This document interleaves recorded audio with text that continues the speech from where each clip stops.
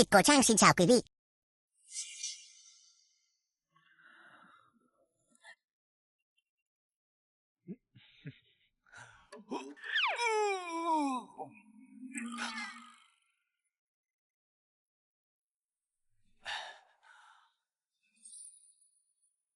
Giấc mộng xuân này cũng thật quá đi.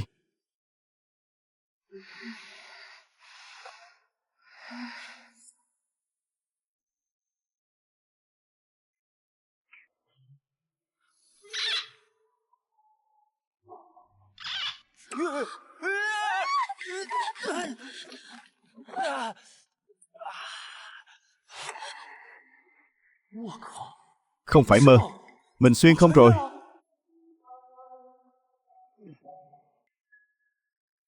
Ngũ hoàng tử to gan thật, lại dám làm nhục công chúa Thương Hải. Mình đã xuyên vào một cuốn tiểu thuyết lịch sử tranh bá, trở thành ngũ hoàng tử của Đại Sở. Hiện tại chính là lúc bị vu oan và tống vào ngục. Bệ hạ, công chúa Thương Hải từ xa đến đây để thăm ta. Người cô này không ngờ tên không biết điều này, ngũ hoàng tử lại làm nhục nàng ấy. Bệ hạ, người nhất định phải làm chủ cho thần thiếp. Sở Từ, cái thằng nhóc con này đúng là biết gây chuyện cho ta. Ngay cả công chúa Thương Hải quốc cũng dám ngủ. Chuyện này nếu xử lý không tốt, e rằng sẽ gây ra chiến tranh giữa hai nước. Hỗn trướng vô sĩ, sao lại dám làm vậy? Tiểu Lưu Tử, truyền khẩu dụ của trẫm. Ngũ hoàng tử Sở Từ bại hoại thuần phong mỹ tục, hành vi ác liệt, ngay trong ngày tống vào thiên lao.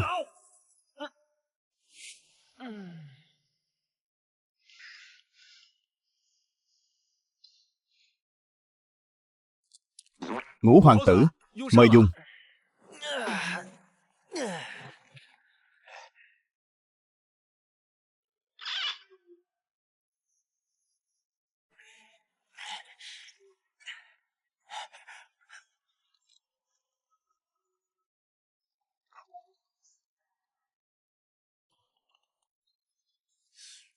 Nếu theo như trong tiểu thuyết, tình tiết diễn ra, thì tiếp theo mình sẽ phải đối mặt với việc bị trăm quan đạn hạt đẩy mình đến Mang Di chi địa. Theo tình hình trong sách, Đại Sở quốc này nguy cơ trùng trùng. Nếu mình bị đẩy đi, chẳng phải sẽ càng an toàn hơn sao? Nếu đã như vậy, mình sẽ tương kế tự kế, ra ngoài gây dựng sự nghiệp. Bệ hạ, bệ hạ, kia chẳng phải là cha mình sao? Sở Từ, xem trẫm có đánh chết ngươi không? Bệ hạ, bệ hạ, cha ơi, bệ hạ, ngay cả công chúa Thương Hải cũng dám ngủ. Ai cho ngươi cái gan đó? Các ngươi, tất cả lui ra ngoài, kẻ nào dám nhìn trộm, ta chém đầu kẻ đó. Rõ chưa? Ngươi lại đây cho trẫm.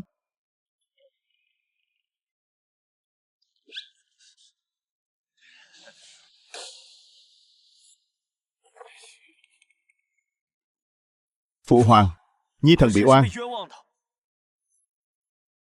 Ngươi có bằng chứng không? Nhi thần, không có. Nhưng thưa phụ hoàng, Xin người hãy tin nhi thần. Chuyện này tuyệt đối không phải nhi thần bịa đặt trong tiểu thuyết.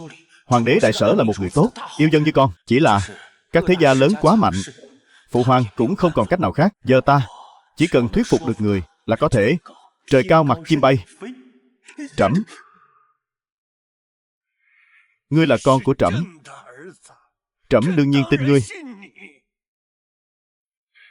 Tiểu Lưu Tử, thay bộ y phục này rời cung ngay trong đêm. Trẫm sẽ coi như không có đứa con này. Của quần thần rất hung hãn, chứng cứ lại xác thực. Trẫm cũng khó mà bảo vệ con. Phụ hoàng, con đã là con của người, thì sao có thể mang tiếng xấu cưỡng hiếp, mai danh ẩn tích sống tạm bợ được? Cho dù bị lưu đày, cũng phải đường đường chính chính. Như vậy mới có ngày được minh oan. Thằng nhóc thối nhà ngươi, Bắc Minh, đó là nơi khỉ ho cò gáy. Đến đó rồi, e rằng sẽ không bao giờ có ngày trở về kinh thành. Phụ hoàng, cho dù bị lưu đày, Nhi thần cũng nhất định sẽ có ngày trở về. Chỉ cầu ngày mai phụ hoàng có thể phối hợp với Nhi thần. Hoàng thượng vạn tuế, vạn tuế, vạn vạn tuế. Các khanh bình thân. Tạ bệ hạ.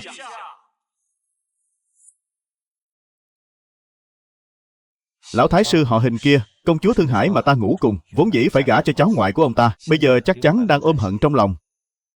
Bệ hạ, Ngũ hoàng tử làm ô uế nữ tử Thương Hải, lẽ ra phải đánh 100 trượng, đày ra biên ải.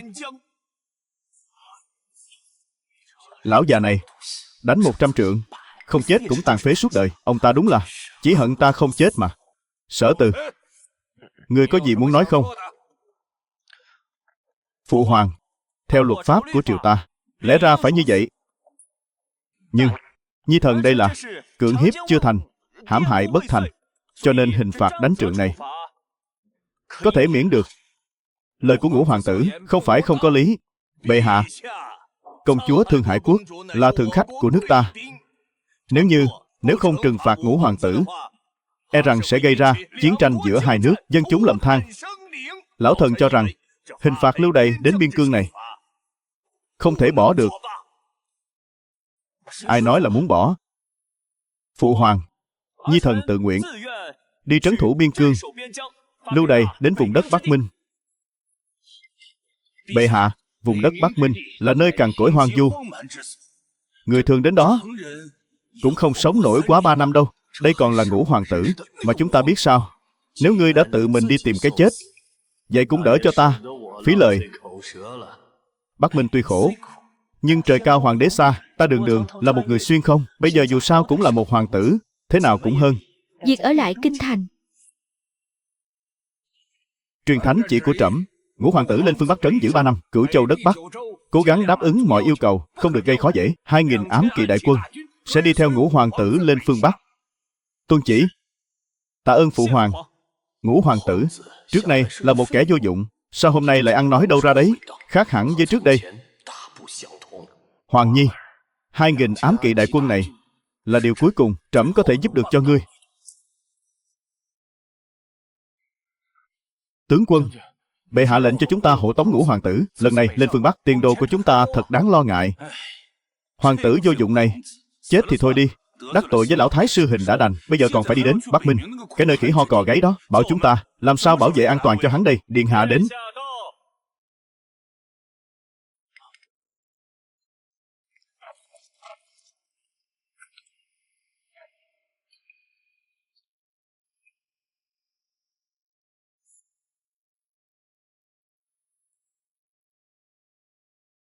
Đứng dậy đi.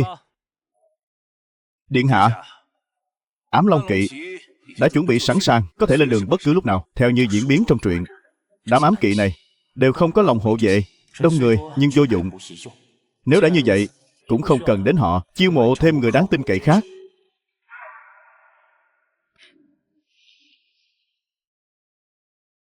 Những ai không muốn theo ta đến Bắc Minh, mỗi người nộp 200 lạng để chuộc thân là có thể biến. Chỉ cần bỏ ra 200 lạng là có thể chuộc thân. Lại còn có chuyện tốt như vậy sao? Chuyến đi lên phương Bắc lần này vốn đã là thập tử nhất sinh. Ngũ hoàng tử này là đầu óc có vấn đề rồi, lại không cần chúng ta bảo vệ. Điện hạ, lời này của ngài là thật chứ? Ai cũng nói Ngũ hoàng tử là một tên phế vật. Đúng là như vậy thật. Thà cần bạc cũng không cần chúng ta bảo vệ. Cầm được tiền rồi cũng phải có mạng mà tiêu mới được. Là thật. Bây giờ đưa cho ta 200 lạng là có thể đi rồi. Hay là ta cho các ngươi nửa ngày suy nghĩ một chút nhé. Gãy. Không cần đâu. Bây giờ giao tiền ngay. Ta cũng đồng ý. Gãy. Ta cũng vậy. Còn không mau thu tiền đi. Đây chính là 40 vạn lạng bạc trắng đó. Đúng rồi. Số lương thảo vốn dùng để đi lên phương Bắc không dùng đến nữa. Ngươi giúp bản hoàng tử đổi hết thành bạc trắng. Bản hoàng tử có việc lớn cần dùng. Công chúa, đây là thư của Ngũ hoàng tử Sở Từ vừa mới gửi tới. Còn có 10 vạn lạng ngân phiếu.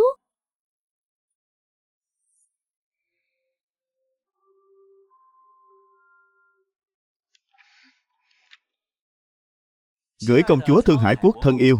Tuy hai ta chưa hề xảy ra chuyện vợ chồng, nhưng ta cũng phải chịu trách nhiệm. Còn về 10 vạn lạng ngân phiếu này, cứ coi như là phí bồi thường qua đêm với nàng đi.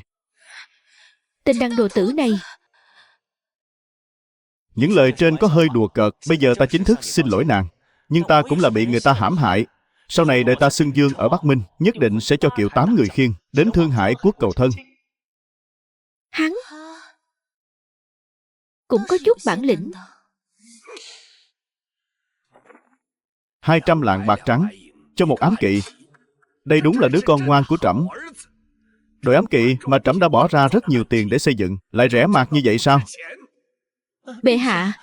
Bệ hạ, Ngũ hoàng tử, ngài ấy không phải là kẻ hữu dũng vô mưu. Có lẽ ngài ấy có lý lẽ của riêng mình. Chỉ mong là như vậy. Ngũ hoàng tử Sở Từ đã dẫn theo ám kỵ khởi hành đến Bắc Minh rồi sao? Thưa ngoại tổ phụ, đúng vậy, nhưng mà Sở Từ, cái tên không não đó, đã đem 2.000 quân ám kỵ bán được 40 vạn, chỉ mua một ít nô lệ. Không có sự bảo vệ của ám kỵ, chắc chắn sẽ chết trên đường đi Bắc Minh. Sở Từ, cái tên vô dụng đó, chết thì cũng chết rồi. Chỉ tiếc cho công chúa Thương Hải, lại để hắn mèo mù với cá rán ngủ cùng. Giống dĩ chuyện này là dành cho Lôi Nhi. Hoàng gia tranh đấu xưa nay vốn tàn khốc. Chuyện này rõ ràng có bàn tay của các hoàng tử khác nhúng vào. Vốn dĩ chỉ cần cháu cưới được công chúa Thương Hải là có thể nhận được sự ủng hộ của Thương Hải quốc. Ngôi vị thái tử tất nhiên sẽ là của cháu. Cháu hận không thể. Bây giờ cho hắn chết ngay lập tức. Lôi Nhi, cháu quá bốc đồng rồi. Hắn và cháu đều là con của bệ hạ. Muốn chết cũng phải chết ở nơi đáng chết.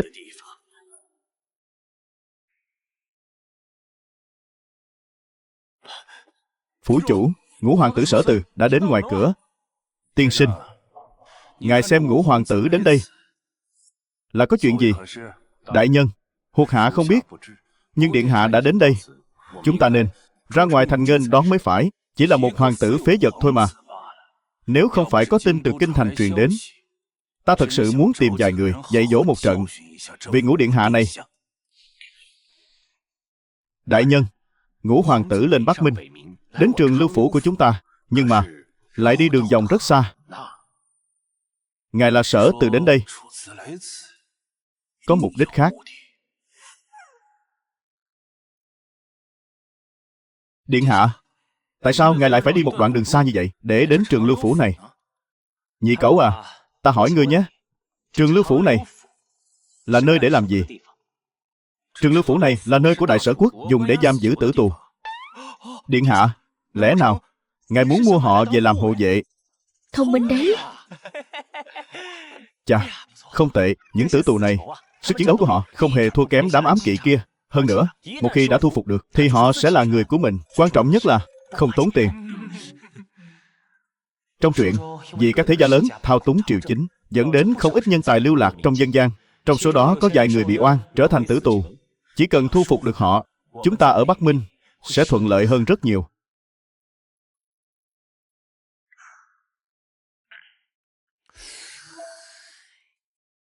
Phủ chủ Trường Lưu phủ Mãi không thấy lộ diện, là không chào đón bản hoàng tử sao?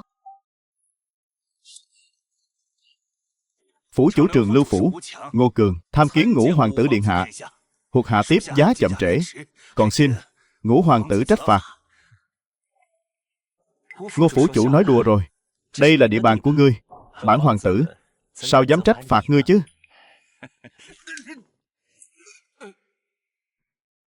Ngô phủ chủ nói đùa rồi. Đây là địa bàn của ngươi. Bản hoàng tử sao dám trách phạt ngươi chứ?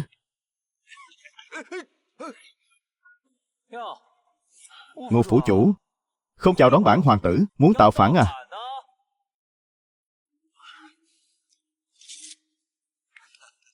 Thuộc hạ nào dám ạ? Điện hạ ngài ghé thăm Trường Lưu phủ của thuộc hạ, khiến cho toàn phủ trên dưới, nhà tranh vách đất cũng rạng ngời, vô cùng vinh hạnh à? Vậy sao? Đây là vì hoàng tử phế vật trong lời đồn sao? Sao mình lại cảm thấy không giống như lời đồn nhỉ? Lại có thể gây cho mình áp lực lớn đến thế. Dân. Đúng vậy à, đúng vậy à. Điện hạ ngài đến Trường Lưu phủ của thuộc hạ, đó là vinh hạnh của Ngô mỗ ta. Đó là vinh hạnh của Trường Lưu phủ chúng ta à. Được, Nếu Ngô phủ chủ, các người đã thẳng thắn như vậy, nhiệt tình đến thế, vậy thì ta có lời. Cứ nói thẳng thôi. Nói thẳng. Ngô phủ chủ, ta muốn tất cả tử tù trong trường Lưu phủ này cùng ta lên phía Bắc. Dẫn đi tất cả tử tù. Ôi, điện hạ, chuyện này quá lớn, tiểu nhân không thể tự quyết được. Hơn nữa, những tử tù này đều là lũ côn đồ hung ác. Nếu làm điện hạ bị thương, cũng là vì sự an toàn của ngài thôi ạ. Lắm lời thật. Dẫn đường đi. Còn tưởng mình là vì hoàng tử cao cao tại thượng đó sao? Trong nhà lao này toàn là tử tù.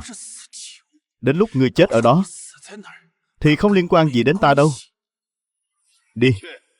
Dẫn họ đến nhà giam số 7.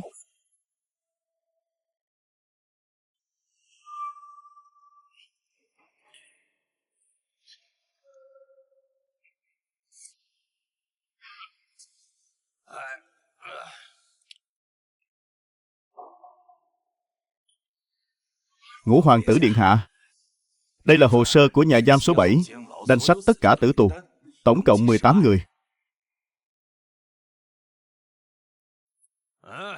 Các ngươi tìm ta làm gì? Có gì ngon để ăn à? Sát Nhân Dương, đây là Ngũ hoàng tử điện hạ, đừng có làm càn. Cút xéo cho ông.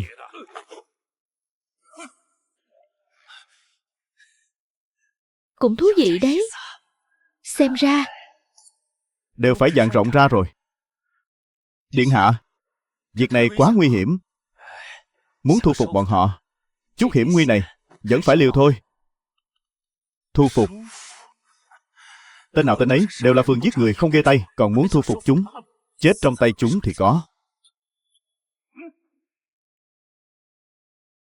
Đừng tưởng ngươi là hoàng tử thì ta không dám giết ngươi. Số mạng người trong tay lão tử đây cũng phải hơn chục mạng rồi, không thiếu một mạng của ngươi đâu. Muốn ăn no không?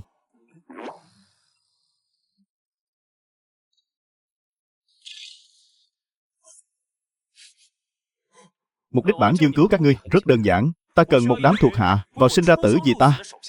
Bất kể trước đây các ngươi đã làm những gì, đi theo ta sẽ được sống. Là vào sinh ra tử hay là bán mạng cho ngươi? Bán mạng cho bản dương thì đã sao? Giết người thì đã sao? Chỉ có bản dương mới có thể cho các ngươi sống.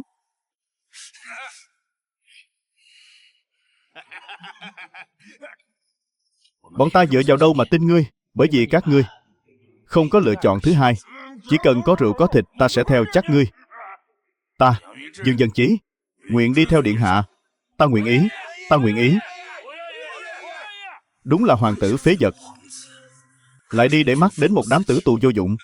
Gom lại thì có tác dụng gì chứ? Rất tốt. Bây giờ bản dương giao cho các ngươi nhiệm vụ đầu tiên. Giết hắn. Cái gì? Không ngờ tên phế vật Sở Từ này lại có sức hút lớn đến vậy. Thu phục được 5.000 tử tù. chỉ là vài tên tử tù thôi mà. Cùng lắm cũng chỉ để làm vệ sĩ quèn, chẳng làm nên trò trống gì đâu. Chỉ e là tâm tư của hắn không đơn giản như vậy. Ta cứ cảm thấy Sở Từ này còn có mục đích khác. Ngoài tổ phụ, hắn chỉ là một tên hoàng tử bất tài vô dụng, thì có thể có mục đích gì chứ? Hắn đi lên phía Bắc, chắc chắn sẽ đi qua Ninh Xuyên Phủ. Đó là địa bàn của nhà họ Hình. Quả không hổ là con trai của trẫm, có khí phách, có thủ đoạn. Tiếp theo, Ngũ hoàng tử sẽ đi qua nơi nào? Bẩm bệ hạ, là Ninh Xuyên Phủ. Đó là địa bàn của nhà họ Hình. Tiểu Ngũ tử, ngươi sẽ đối phó thế nào đây?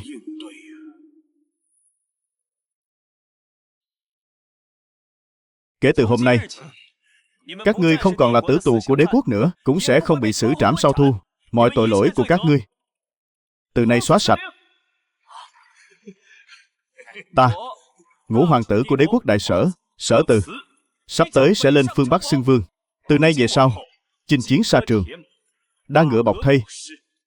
Các ngươi có nguyện ý không? Chúng ta thề chết đi theo. Tốt. Dương Dân Chí, người vốn xuất thân tướng lĩnh, sau này bọn họ việc huấn luyện thống nhất quân đội sẽ giao cho ngươi phụ trách. Ta muốn bọn họ còn phải tinh nhuệ hơn, ám kỵ đại quân. Vâng, điện hạ.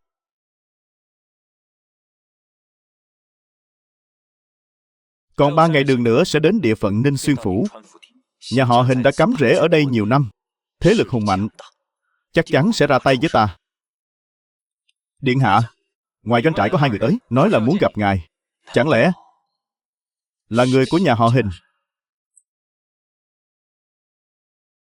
Thảo dân Lý Tử Quy, nghe tin điện hạ được phong đất ở Bắc Minh, tuy tài hèn sức mọn, nguyện đi theo điện hạ, dốc sức khuyển mã.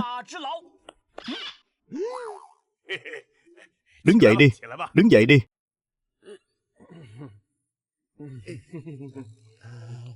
Chuyện gì thế này? Ngũ hoàng tử này có gì đó không đúng. Lời thoại sai rồi. Ngày nay, thiên hạ đại loạn, không phá thì không xây được. Điện hạ được phong đất ở Bắc Minh, chính là rồng thiên rời vực thẳm. Cái gọi là nhảy ra ngoài ngũ hành. Cái gọi là nhảy ra ngoài ngũ hành chính là không xây. Điện hạ chém ám kỵ, thả hàng nghìn tử tù, chính là không phá. Lão phu hôm qua, điện hạ,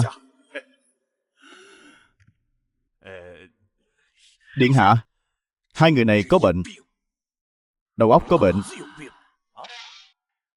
Có vẻ như người này mới là hàng thật. Vậy chúng ta phải làm sao? Làm lại lần nữa. Thảo dân Lý Tử Quy, nghe tin điện hạ được phong đất ở Bắc Minh, tuy tài hèn sức mọn, vẫn nguyện đi theo điện hạ, dốc sức khuyển mã. Người này không phải là đại ẩn sĩ của Thương Hải Quốc trong tiểu thuyết sao? Trí mưu của ông ta được xem là hàng đầu thiên hạ, lại hết mực trung thành với Thương Hải Quốc. Tại sao đột nhiên lại đến đầu quân cho ta? Không cần đa lễ, đứng dậy nói chuyện đi. Tiên sinh à, ngài là một ẩn sĩ lánh đời, không ở nhà hưởng phúc an nhàn, lại đến đầu quân cho một hoàng tử không quyền không thế như ta. Để làm gì chứ? Hiện nay thiên hạ loạn lạc, không phá thì không xây được. Điện hạ được phong đất ở Bắc Minh, chính là rồng thiên rời vực thẳm. Cái gọi là nhảy ra khỏi tam giới, không ở trong ngũ hành. Cảm ơn. Cái gọi là nhảy ra khỏi tam giới, không ở trong ngũ hành, chính là không xây. Điện hạ chém đứt đường lui của ám kỵ, thả hàng ngàn tử tù. Tử tù, tử tù, ta chính là phá. Lão phu đêm qua quan sát thiên tượng. Thôi được rồi, bản vương chẳng thấy mình có gì ghê gớm cả. Nói thật đi. Xem ra Chuyện gì cũng không qua được mắt điện hạ. Thực ra thì là công chúa Thương Hải mời lão phu đến đây phò tá điện hạ. Là nàng ấy. Điện hạ, nơi này chính là Ninh Xuyên Phủ. Ninh Xuyên Phủ là kho lương của đế quốc, do người nhà họ Hình quản lý. Bao năm qua quản lý kho lương, chúng đã dơ vét không ít tiền của. Chuyến đi Bắc Minh lần này, chúng ta cần một lượng lớn tiền bạc và lương thảo, nhất định phải gõ cho chúng một vố ra trò. Bảo vệ điện hạ.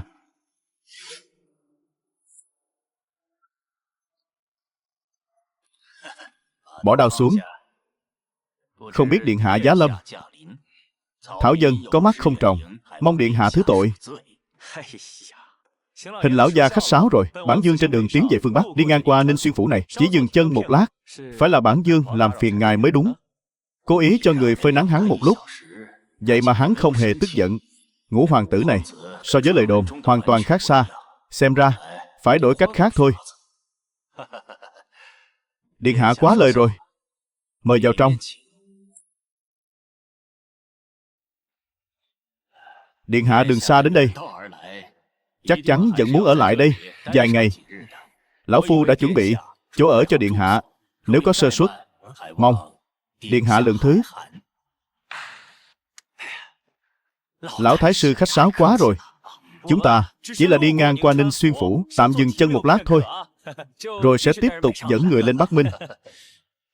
Ngũ điện hạ chỉ với 5.000 tử tù mà đã muốn tiến thẳng Bắc Minh là quá coi thường. Ngũ dương Bắc Minh rồi. Lão nhị, không được vô lễ.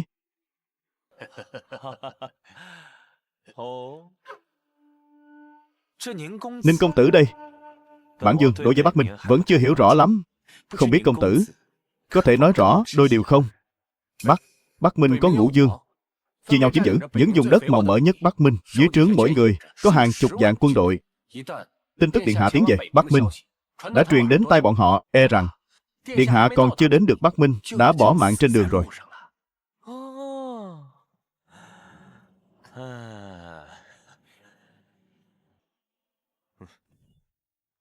Ôi chao, có lý lắm. Công tử nói rất đúng. Nói như vậy, chuyến đi Bắc Minh lần này của chúng ta E rằng lành ít dữ nhiều rồi. Điện hạ, hay là chúng ta cứ ở lại Ninh Xuyên Phủ này, chiêu mộ và huấn luyện binh lính trước, đợi thực lực của chúng ta lớn mạnh hơn, chúng ta hãy xuất phát. có lẽ sẽ an toàn hơn đó. Không hổ là ẩn sĩ đại tài, ý này hay. Tiên sinh nhà ta nói chí lý quá. Ngũ vương Bắc Minh quả thực rất lợi hại. Ta phải chiêu mộ thêm binh mã mới được. Dám hỏi Thái sư, có thể tạo điều kiện không? Sở Từ ngươi cũng quá không biết xấu hổ rồi. Ngươi coi Ninh Xuyên Phủ của chúng ta là nhà của ngươi sao, Tô Gan? Bản vương lần này đi Bắc Minh là phụng ý chỉ của phụ hoàng. Bắc Địa Cửu Châu đều phải dốc sức phối hợp. Ninh Xuyên Phủ của ngươi muốn kháng chỉ sao?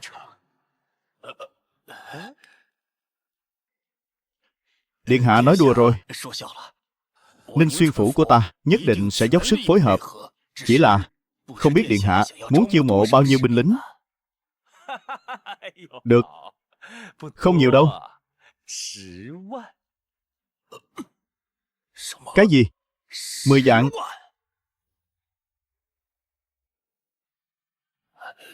Điện hạ, ngài không đùa chứ? 10 vạn binh sĩ, nếu không có ý chỉ của Thánh Thượng, e rằng sẽ có nghi ngờ tạo phản. Xem ra Ninh Xuyên Phủ đã quyết tâm không hợp tác. Nếu đã như vậy, chỉ đành dùng chút thủ đoạn thôi.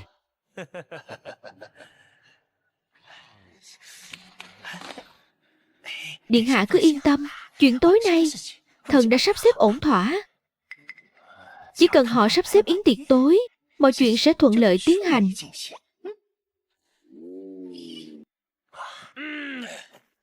Ta không đùa đâu. Đây chỉ là con số cơ bản nhất. Nếu không đủ người, ta còn cần nhiều hơn nữa. Còn cần nhiều hơn nữa. Ngũ điện hạ, ngài không thấy mình hơi quá đáng không? Quá đáng sao? Không hề quá đáng. Điện hạ, ngài nghĩ xem. Người mà ngài sắp đối mặt đó chính là Ngũ Dương Bắc Minh đó. Ôi chao, đáng sợ quá đi mất. À không, nếu sức chiến đấu của binh sĩ có thể đạt đến sức chiến đấu của đế quốc ám kỵ, thì tin rằng 3 vạn người cũng đủ rồi. Vậy thì cứ theo lời tiên sinh, nếu không đủ số lượng thì lấy chất lượng bù vào vậy.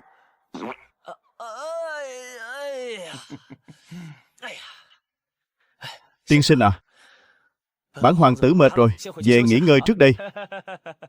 Điện hạ đi thong thả.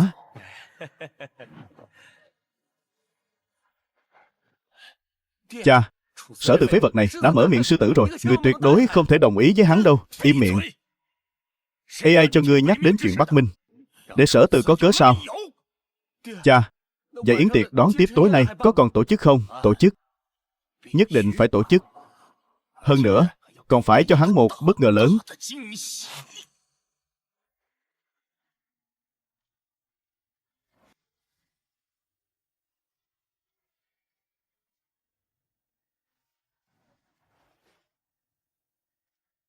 Đẹp quá. Nếu điện hạ thích, có thể đưa họ đến Bắc Minh. Lúc rảnh rỗi, cũng có thể giúp điện hạ giải sầu. Quân tử không đoạt cái đẹp của người khác. Huống hồ, chuyến đi Bắc Minh này, tiền đồ mờ mịt, làm sao có thể tham lam hưởng lạc được. Điện hạ, người tốt tự có tướng trời, nhất định sẽ bình an. Đến Bắc Minh,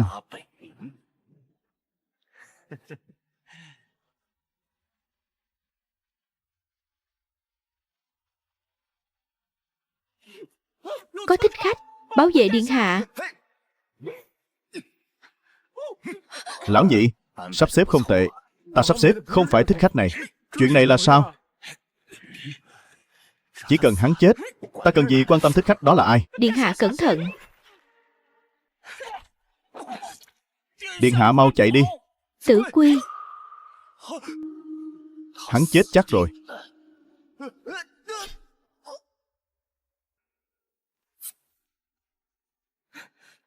Cái hoàng tử phế vật này lại là một cao thủ.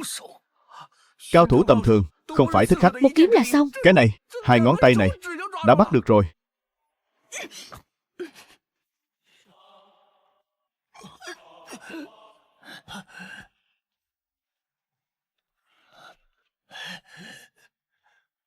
Thu Nhi, Thu Nhi.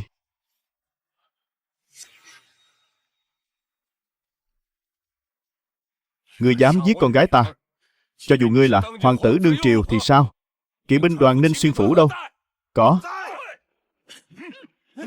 Bảo vệ điện hạ, không được thả bất kỳ ai.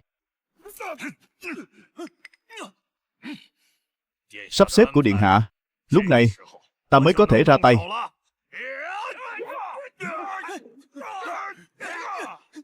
Ngươi đúng là đồ phế vật. Thích khách ngươi phái tới sao có thể là kỵ binh Ninh Xuyên Phủ?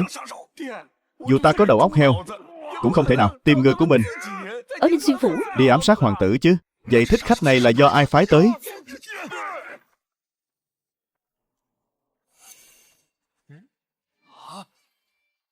Kế sách hay, hay lắm. Thích khách này là do hắn tự phái tới. Hắn đã mua chuộc chúng ta, kỵ binh Ninh Xuyên Phủ, để tự mình nhập cuộc. Diễm một màn, khổ nhục kế. Sao có thể như vậy? Cái hoàng tử phế vật này lại có mưu kế như vậy. Điện hạ, tất cả thích khách Đã bị bắt giữ rồi.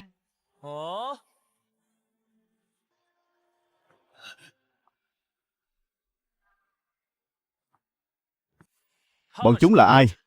Lại chịu sự sai khiến của ai? Cái này, bọn chúng là kỵ binh Ninh Xuyên Phủ. Điện hạ thứ tội, hạ thần quản lý không nghiêm, dẫn đến trong doanh trại kỵ binh lại có loại sâu mọt này. Hay cho ngươi, Bàn Gia Lặc, Không chỉ phái thích khách ám sát điện hạ chúng ta, mà còn phái ra hàng ngàn kỵ binh Ninh Xuyên Phủ. Ngươi đây là muốn tạo phản sao? Hạ thần không dám, xin điện hạ trách phạt. Vất vả rồi. Chúng ta đi thôi.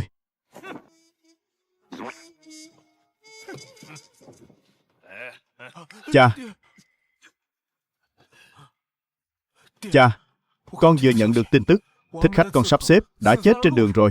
Thích khách này là do bọn chúng tự sắp xếp. Nếu bọn chúng muốn chết, chi bằng trực tiếp giết hắn đi. Đồ ngốc, ngươi muốn cả nhà họ Bàn chôn cùng ngươi sao? Ngươi có tin không? Nếu bây giờ ngươi giết Sở Từ, ngày mai ám kỵ của đế quốc sẽ bao vây Ninh Xuyên Phủ. Cứ thế mà bỏ qua cho bọn chúng sao? Chỉ cần hắn rời khỏi phạm vi thế lực của đế quốc, ta nhất định sẽ giết hắn. Nhưng mà chỉ riêng chuyện này, Hình gia là phải xuất huyết nặng rồi.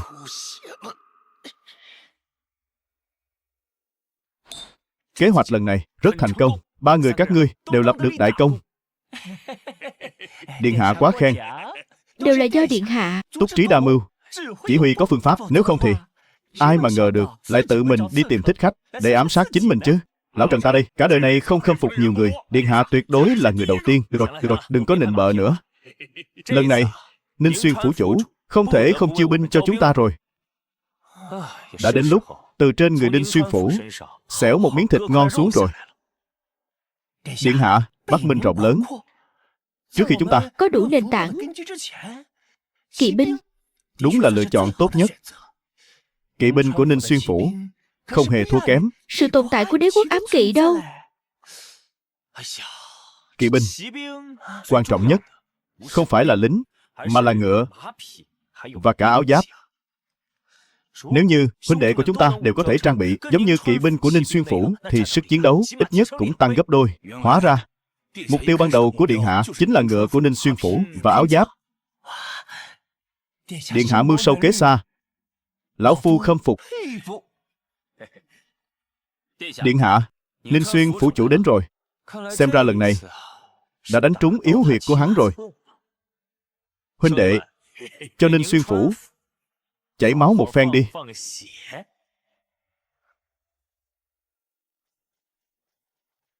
Tham kiến điện hạ. Điện hạ ở trong phủ của ta lại gặp chuyện, lão hủ vô cùng áy náy. Đặc biệt chuẩn bị 10 vạn lượng bạc trắng để bồi tội với điện hạ.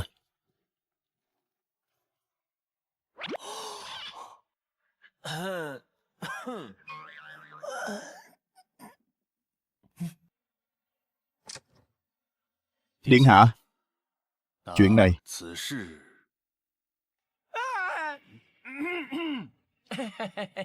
Hình lão gia tử Vụ ám sát này, vô cùng hung hiểm, nhất là khi bị kỵ binh vây quét. điện hạ nhà ta Đã phải đích thân trải nghiệm đến tận bây giờ. Cơ thể ngài ấy vẫn còn hoảng sợ không ít đâu.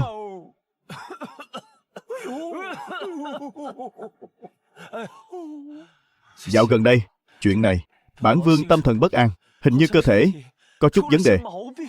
Tai này, chà, cũng không còn thính nữa rồi. Ta để các ngươi đi, đến đế đô mời thái y. Các ngươi mời chưa? Người đến chưa?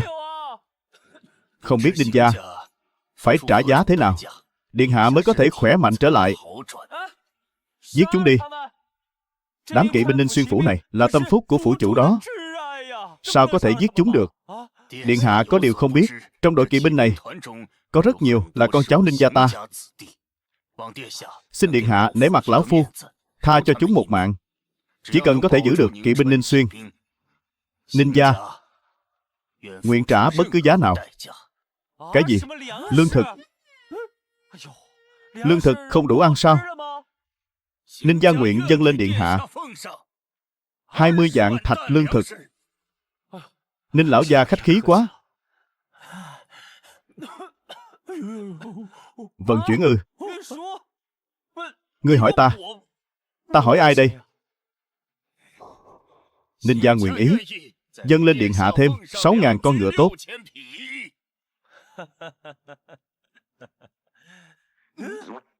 Ngươi lạnh sao? Không lạnh. Ta lạnh hay không lạnh? Điện hạ, trong kho của Đinh Xuyên phủ vẫn còn 3.000 bộ giáp trụ, có thể giúp tướng sĩ chống lạnh. Cần gì 5.000 bộ chứ? Cần gì 5.000 bộ chứ? Điện hạ, lão phu nhớ nhầm rồi. Đúng là có 5.000 bộ. Đa tạ Ninh lão gia nhé. Nhiều vật tư như vậy, chắc chắn phải cho lão gia đủ thời gian chuẩn bị. 5 ngày? Cái gì? 5 ngày sao đủ được? Cái gì? Ngươi nói 3 ngày. 3 ngày. 3 ngày là đủ rồi. Ông ngoại, Sở từ này quá đáng lắm rồi đó. Hắn rõ ràng là đang tống tiền. Im miệng. Ngươi muốn để đế đô nghe thấy sao? Nhưng mà cái gì mà nhưng mà Ninh gia ta sắp xếp thích khách ám sát hoàng tử, nhưng mà kỵ binh Ninh Xuyên dây giết hoàng tử, cái nào cũng vậy, đều đủ để định tội Ninh gia ta. Hắn đang vu khống đó. Phủ chủ Ninh Xuyên phủ đó, đó là thuộc hạ cũ của Ninh gia chúng ta. Sao có thể làm ra chuyện ngu xuẩn như vậy chứ? Đủ rồi. Lần này là do chúng ta sơ suất, để hắn có cơ hội lợi dụng. Chuyện này đến đây là kết thúc. Đừng truyền ra ngoài, kẻo làm mất mặt Ninh gia ta.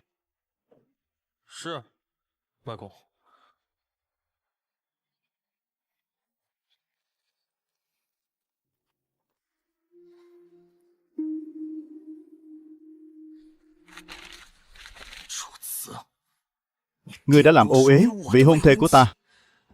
Ta sẽ không để ngươi sống sót đến Bắc Minh đâu.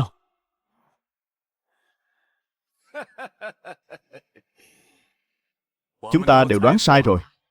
Thằng nhóc thối Sở từ đó đã lấy đi 20 vạn thạch lương thảo, 5.000 quân lính, 6.000 ngựa tốt, còn lấy đi mấy chục vạn lượng bạc trắng. Bệ hạ, ngũ hoàng tử này quả là người tài đó. không hổ danh là con của bệ hạ. Người tài đó chẳng phải là rồng sinh rồng, phượng sinh phượng sao? Được rồi, đừng nịnh hót nữa. Nhưng cái thằng nhóc thối đó giấu tài thật kỹ, khiến trẫm cũng muốn gọi nó về rồi. Điện hạ, Nếu đi đường không ngừng nghỉ, chắc không quá 3 ngày sẽ có thể đến Hạ Sơ Phủ ở Bắc Luân Quan. Được. Vượt qua Bắc Luân Quan này chính là địa giới Bắc Minh.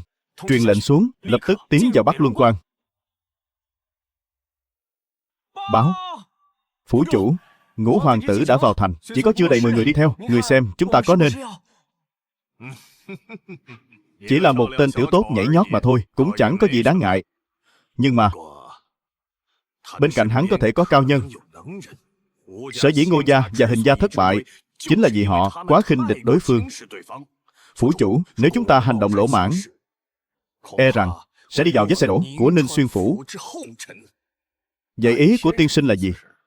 Phủ chủ đừng vội vàng, dĩ bất biến ứng vạn biến. Đây là Hạ Sơ Phủ. Chỉ cần chúng ta an phận ở trong phủ, bọn họ sẽ chẳng làm được trò trống gì. Chúng ta làm vậy có quá yếu mềm không?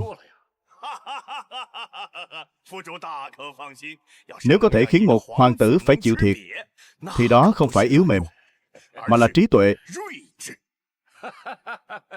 Tiên sinh quả nhiên là cao nhân. Chỉ cần chúng ta án binh bất động, không những Hạ Sơ Phủ không có tổn thất gì, mà còn khiến bọn họ có sức mà không dùng được, tức chết. Điện hạ, vì sao không đến phủ thành chủ? Phải biết rằng hoàng tử giá lâm, dù Hạ Sơ Phủ có ngông cuồng đến mấy, cũng phải ra nghênh đón mới phải.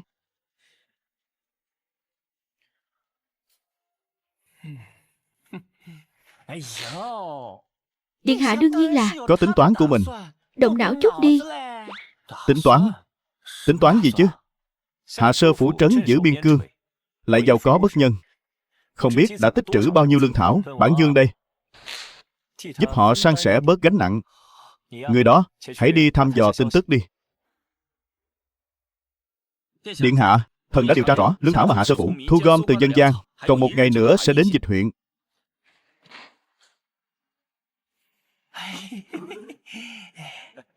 Được. Theo ta ra khỏi thành. Dựa theo tình tiết trong sách, thời loạn sắp đến, Hạ Sơ Phủ thu gom vô số vật tư từ dân gian. Vào thời điểm này, chúng đang trên đường vận chuyển. Ta hoàn toàn có thể chặn đường cướp bóc. Tiên sinh à, Ngũ hoàng tử Sở Từ đã ở Hạ Sơ Phủ yên ổn được một thời gian rồi. Trong lòng ta đây luôn cảm thấy không yên, cứ có cảm giác tên đó đang âm mưu gì đó. Phủ chủ không cần lo lắng quá. Theo thần được biết, Ngũ hoàng tử vẫn còn một đội quân đông đảo đang trên đường đến. Việc hắn ở lại lâu như vậy hoàn toàn là gì?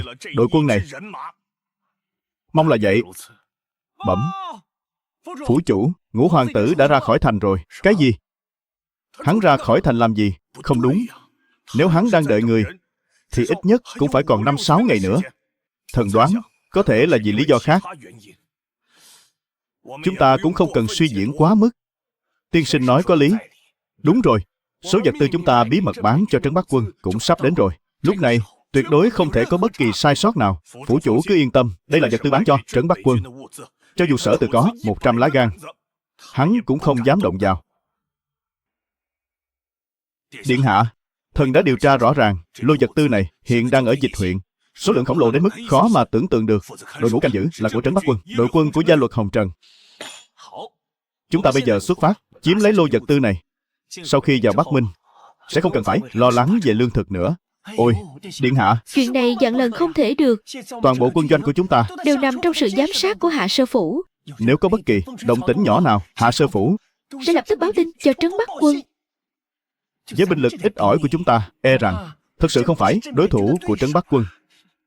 Tiên sinh, Bản Dương nói lúc nào là phải khai chiến với Trấn Bắc Quân để cướp lô vật tư này sao? Về ý của điện hạ là Gia luật Hồng Trần là một kẻ võ phu chỉ có sức trâu. Lấy được lô vật tư này không khó. Nếu tiên sinh có hứng thú, cứ theo ta đến Dịch huyện một chuyến là sẽ rõ thôi. Sao có thể để ngài mạo hiểm thân mình được? Nếu phải đi thì cũng là thuộc hạ dẫn người đi chứ. Hành quân đánh trận thì ngươi giỏi, nhưng hành động lần này không cần dùng đến vũ lực, chỉ cần tiên sinh và ta là đủ rồi.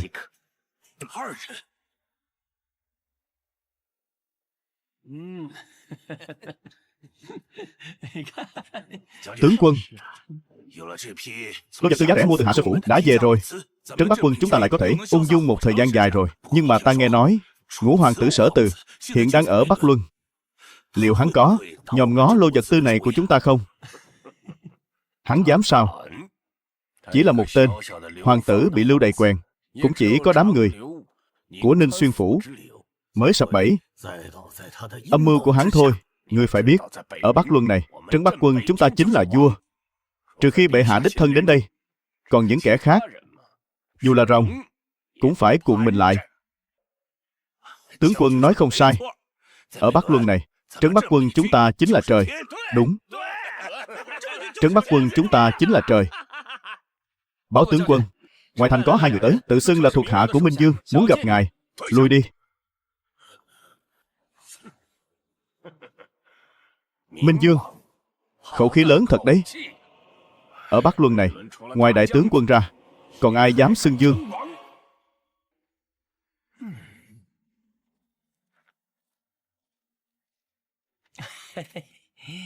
Hai vị là thuộc hạ của Minh Dương. Dưới trướng Minh Dương, Lý Tử Quy ra mắt tướng quân, phụng lệnh Minh Dương đến Dịch huyện thu gom tài nguyên, mong tướng quân tạo điều kiện.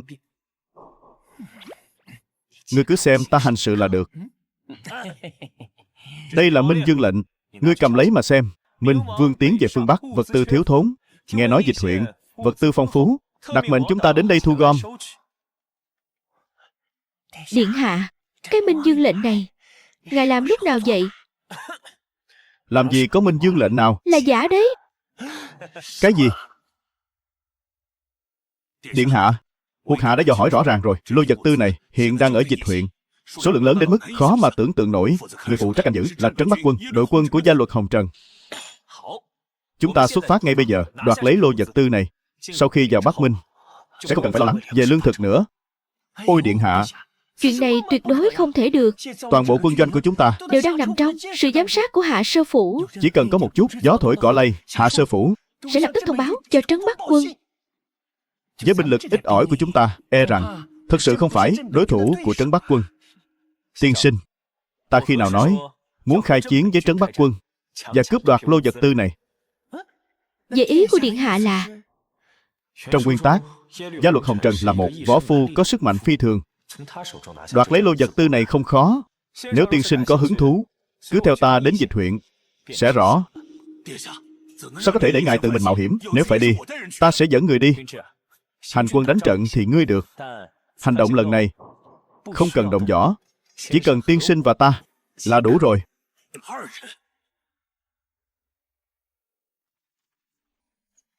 Cái gì? Ngươi nói Sở Từ chỉ dẫn theo Lý Tử Quy tiên sinh đến Dịch huyện cướp vật tư? Đúng vậy, tiểu thư, chúng ta đã theo ngũ hoàng tử Sở Từ một đoạn đường rồi. Ta cũng thấy khó hiểu. Ngũ hoàng tử này rõ ràng không phải người lỗ mãn, sao lại làm chuyện ngu xuẩn như vậy? Tăng tốc, chúng ta cũng đến Dịch huyện một chuyến. Trước đây phụ hoàng có ân với Trấn Bắc tướng quân, Trấn Bắc Quân sẽ nể mặt ta mà tha cho ngũ hoàng tử một mạng. Tiểu thư, ngài sao lại quan tâm đến hắn như vậy? Tuy hắn bị oan, nhưng cũng chính hắn khiến ngài mất hết thể diện. Ta chỉ cảm thấy hắn rất thú vị thôi. Hơn nữa, ta đã nhận của hắn 10 vạn lượng bạc rồi. Không biết Minh Dương điện hạ là ngũ hoàng tử của đế quốc Minh Dương Bắc Minh. Làm nửa ngày, Minh Dương mà ngươi nói lại là một hoàng tử phế vật bị ruồng bỏ, hại ta lo lắng vô ích.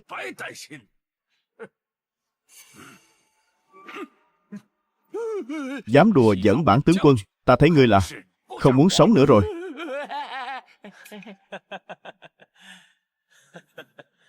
Ngươi xem đây là cái gì? Thánh chỉ. Thánh chỉ.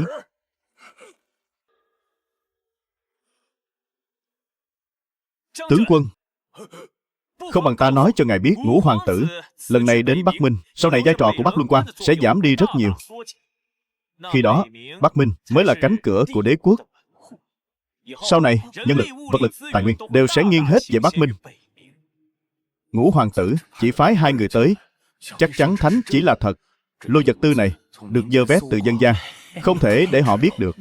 Hay là bây giờ cứ giao lô vật tư này cho tên phế vật Ngũ hoàng tử đó, đợi hắn vào Bắc Minh, cái nơi khỉ ho cò gáy đó, rồi cướp lại là xong. Dễ nói, Ngũ hoàng tử muốn lấy bao nhiêu, cứ lấy bấy nhiêu. Mời vào trong. Điện hạ, có thánh chỉ sao ngài không đưa ra sớm? Là giả. Thánh chỉ cũng là giả. Mau bảo Dương Dân Chí và mọi người đến chuyển vật tư đi, chậm trễ sẽ có biến. Công chúa điện hạ vừa nhận được tin từ thám tử, Ngũ hoàng tử đã mang theo vật tư rời khỏi dịch huyện rồi. Cái đám trấn Bắc quân ăn người không giả xương đó, đám quân Việt đó, sao có thể dễ dàng chắp tay dâng vật tư như vậy chứ? Sở Từ, hắn đã làm thế nào vậy? Nô tỳ không biết. Nhưng mà, công chúa, mắt nhìn của người thật tốt. Ngũ hoàng tử này không chỉ đẹp trai mà còn có tài trí hơn người, thật xứng đôi với công chúa. Hay là Đưa hắn về Thương Hải Quốc làm phò mã ở rể đi. Muốn ăn đòn à? Tuy nhiên, Sở Từ dù đã mang theo 50 vạn vật tư, nhưng muốn thông qua cửa ải Bắc Luân để vào Bắc Minh không phải là chuyện dễ dàng. Ta có nên giúp hắn không nhỉ? Điện hạ, ngài đúng là thần thánh phương nào rồi? Chỉ với hai người là tiên sinh mà đã mang được nhiều vật tư như vậy về đây hết. Tiên sinh, ngài và điện hạ đã làm thế nào vậy? Đây đều là công lao của điện hạ chúng ta. Với lão phu thì không có chút liên quan nào cả. Điện hạ, tài trí của ngài thực sự khiến lão phu hổ thẹn không bằng. Gia luật Hồng Trần kia nhất định sẽ phái người đến kinh đô để xác minh thật giả của thánh chỉ này. Cho nên chúng ta phải rời khỏi đây trước khi người của hắn quay về, rời khỏi phạm vi thế lực của trấn Bắc quân. Dương Dân Chí, bây giờ hãy huy động mọi lực lượng trong trấn Bắc quân trước khi hành động đã tiến sâu vào Bắc Minh. Người nói gì? Sở Từ đó, vật tư của trấn Bắc quân đã bị cướp đi. Đúng vậy, phủ chủ, bọn họ bây giờ đã rời khỏi Hạ Sơ Phủ và đi lên phía Bắc. Hắn làm thế nào mà làm được? Hắn đối mặt với mấy vạn trấn Bắc quân của gia luật Hồng Trần cơ mà. Nghe nói, điện hạ Sở Từ và bọn họ chỉ đi có 2 người. Điều này tuyệt đối không thể, trừ khi là thần tiên. Không thì 2 người không thể nào cướp lương thảo của mấy vạn trấn Bắc quân được chứ. Không thể để Sở Từ lấy đi vật tư. Nếu không, trấn Bắc quân sẽ không để yên cho chúng ta. Chúng ta phải cướp lại. Phủ chủ, từ dịch huyện đến quan ngoại chỉ mất vài ngày đường. Chúng ta bây giờ vẫn còn kịp tập hợp tất cả phủ binh. Cùng ta đi, chặn đánh Ngũ hoàng tử Sở Từ.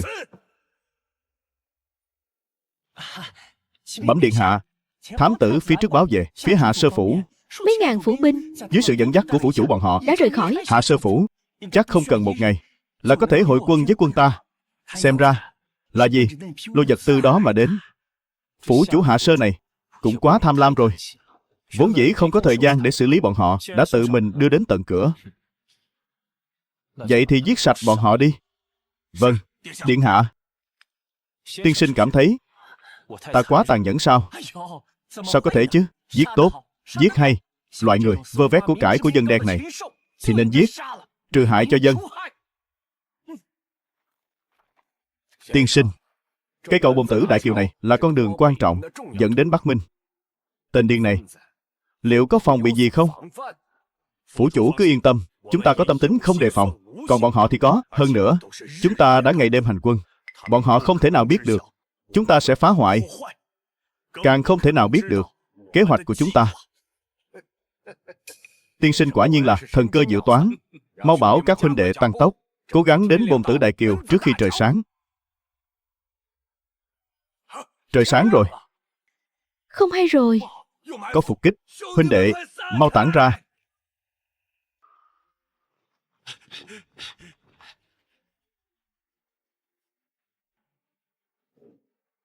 Chỉ có thế này mà cũng muốn cản đường điện hạ sao? Ngươi đúng là đồ bỏ đi. Chỉ với một tờ thánh chỉ giới dẫn là lừa được ngươi rồi. Ngươi biết thánh chỉ đó là thật hay giả không? Đại ca, đệ thấy khá giống thật đó. Hay là bây giờ đệ đi cướp lại số vật tư đó nhé. Thôi được rồi, im lặng cho ta. Làm gì cũng phải động não một chút. Ngươi có cao kiến gì không? Đại tướng quân, Sở Từ chỉ là một hoàng tử phế vật bị lưu đày, bệ hạ chắc chắn sẽ không ban loại thánh chỉ này. Tuy nhiên, nguồn gốc của lô vật tư này không được trong sạch, để cho chắc ăn, vẫn nên phái người đến đế đô xác thực thánh chỉ là thật hay giả. Đại ca, đợi thám tử trở về thì Sở Từ, cái tên chó đó mang theo vật tư đã sớm chạy ra ngoài Bắc Minh rồi. Vậy ngũ hoàng tử đó khi nào sẽ đến cửa ải Bắc Luân? 3 ngày. Vậy thì đóng cửa ải lại, làm chậm trễ thời gian vào ải của chúng. Tuân lệnh. Đại tướng quân, dám cướp của chúng ta vật tư của trấn Bắc Quân, dù có là hoàng tử cũng tuyệt không tha nhẹ. Điện hạ, điện hạ, trinh sát phía trước báo về trấn Bắc Quân đã đóng cửa ải Bắc Luân, chúng ta không ra ngoài được nữa rồi. Xem ra gia luật Sở Hùng này sẽ không dễ dàng bỏ qua lô vật tư này đâu. Tiên sinh, theo ta đi gặp gia luật Sở Hùng này một phen.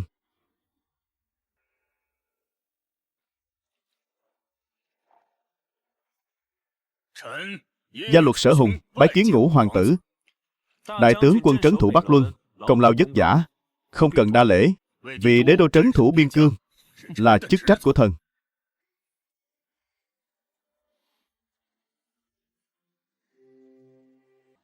Gia luật Sở Hùng này quả thật nằm ngoài dự liệu của ta, không hề có vẻ thô lỗ của người dùng biên ải, ngược lại còn nho nhã, lịch sự.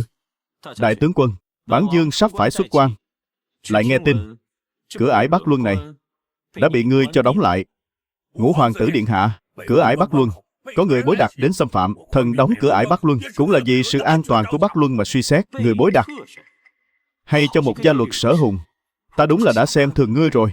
Để không cho ta xuất quan, lại có thể tìm ra một lý do đường đường chính chính như vậy. Sự việc xảy ra đột ngột cũng là bất đắc dĩ. Chỉ là hành trình xuất quan Bắc Luân của điện hạ là phải hoãn lại rồi.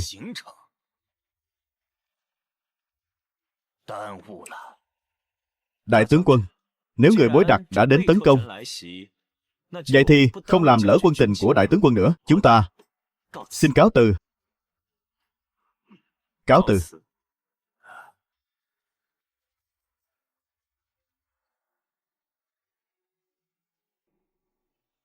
Đại ca, ngũ hoàng tử điện hạ này cũng chỉ đến thế mà thôi. Chẳng phải dẫn xám xịt cút về rồi sao? Ngài nói xem hắn có tin người bối đặt đến tấn công không? Hắn không tin. Nhưng bây giờ cửa ải đã đóng rồi. Hắn không tìm được lý do để kiểm chứng. Đây gọi là dương mưu.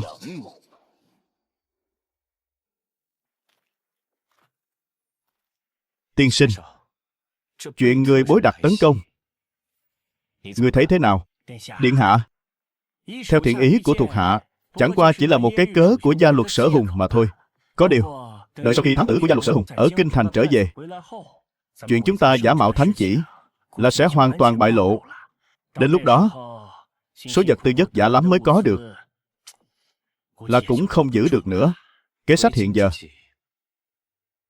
ngoài việc xông vào, không còn cách nào khác.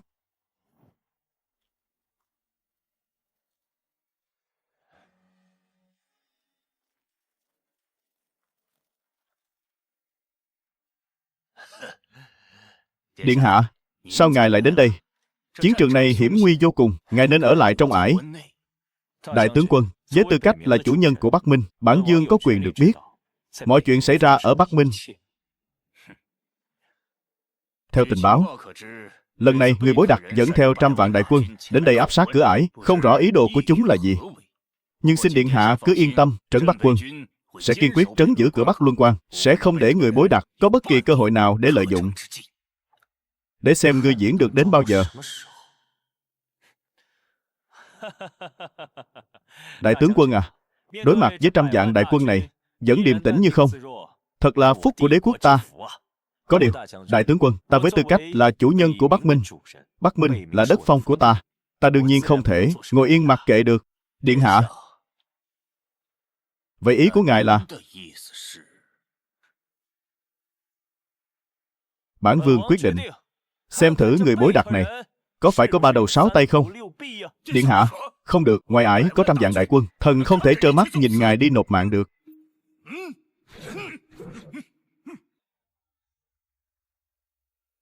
Đại tướng quân, Bắc Minh này là Bắc Minh của bản vương. Vẫn chưa đến lượt người đến đây chỉ tay 5 ngón, mở cửa ải cho chúng ta ra ngoài. Từ nay Bắc Minh và Bắc Luân, nước sông không phạm nước giếng, nếu không thì cá chết lưới rách. Điện hạ giao Bắc Minh cho thần là sự tin tưởng đối với gia luật Sở Hùng thần, cũng là sự tin tưởng đối với Trấn Bắc Quân, đối với mấy chục vạn tướng sĩ. Cho dù hôm nay điện hạ có giết thần, cửa ải này tuyệt đối không mở. Ngươi nghĩ bản dương không dám sao? Tất cả bỏ đao xuống, bình tĩnh, bình tĩnh. Không được vô lễ với điện hạ. Điện hạ bất giận, nguôi giận đi. Đại tướng quân vất vả rồi. Đại tướng quân trấn thủ Bắc Luân, Giữ gìn cửa ngõ cho đế quốc. có thể nói là công lao to lớn. Mấy chục vạn tướng sĩ trấn Bắc Quân, đầu rơi máu chảy, ổn định biên cương phía Bắc. Ôi chao, công lao như vậy thật không tầm thường. Đây là việc phải được dạng người kính ngưỡng, đáng được ghi vào sử sách.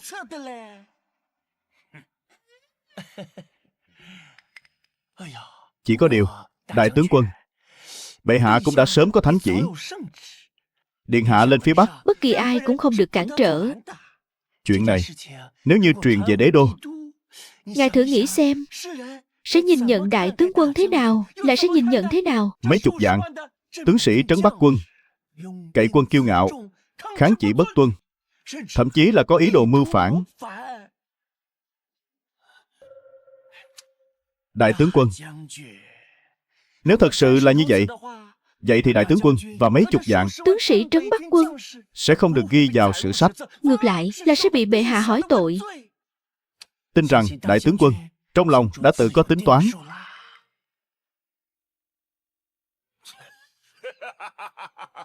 Tiên sinh nói phải. Điện hạ anh dũng như vậy, bọn thần làm bề tôi, lẽ ra phải toàn lực ủng hộ. Thần sẽ đích thân dẫn 20 vạn đại quân hộ tống điện hạ xuất quan.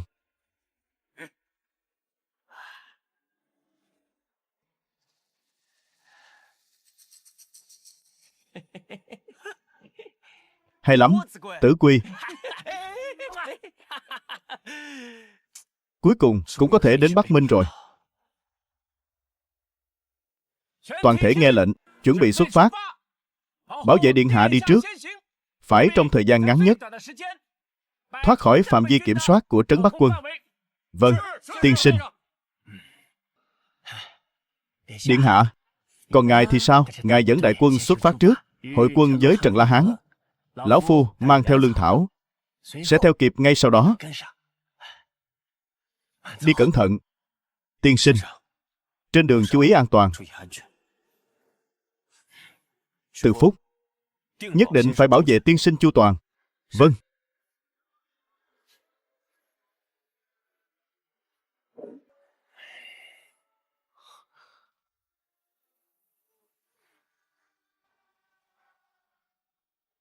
Đại tướng quân, Ngũ hoàng tử đã dẫn 2.000 binh lính ra khỏi cửa ải rồi. Chúng ta có cần.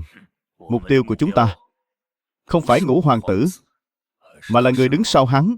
Số lượng vật tư khổng lồ. Sao mà phiền phức thế? Cứ giữ họ lại trong quan ải, chẳng phải là xong sao? Ngươi hiểu cái gì? Trong quan ải, Ngũ hoàng tử dù sao cũng là hoàng tử. Một khi có chuyện, kẻ có tâm sẽ tính toán, đến cả trấn Bắc Quân. Nhưng một khi đã ra khỏi quan ải, tiên sinh, trấn Bắc Quân này đã bám theo chúng ta suốt chặng đường. E rằng kẻ đến không có ý tốt. Trong dự liệu của ta, không cần hoảng sợ. Chỉ là không biết điện hạ và Trần La Hán tướng quân đã hội quân chưa? Ngày ấy chỉ mang theo 2.000 quân. Số người này ở Bắc Minh thì chẳng đáng là bao. Điện hạ, người tốt trời xanh có tướng phù trợ, nhất định sẽ không sao đâu. Thời cơ đã đến, chuẩn bị hành động. Cướp lại 50 vạn vật tư này cho ta. Đại tướng quân, thám tử đến báo, không rõ vì lý do gì Ngũ hoàng tử lại quay trở lại theo đường cũ. Ngũ hoàng tử này đã đến đâu rồi? Một ngày đường nữa là có thể hội quân với đội quân lương thảo của Lý Tử Quy. Thiên đường có đường không đi, địa ngục không cửa lại tự tìm về.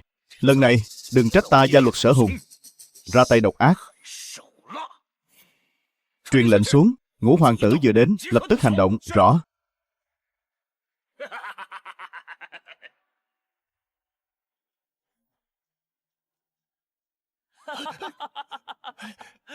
Tiên sinh, ngài vẫn ổn chứ? Điện hạ ngài vẫn ổn chứ? Ta vẫn ổn. Ôi điện hạ, ngài không nên quay lại. Ngài đã thoát khỏi phạm vi kiểm soát của Trấn Bắc Quân rồi, chỉ cần hội quân với đội quân của Trần La Hán. Ôi tiên sinh vẫn chưa hiểu bản dương rồi. Đại trượng phu lập thân giữa đời, có điều nên làm, có điều không nên làm. Nếu dùng tính mạng của tiên sinh và mọi người để đổi lấy sự sống hèn mọn của ta, thì chẳng phải là một trò cười sao? Thề chết, trung thành với điện hạ.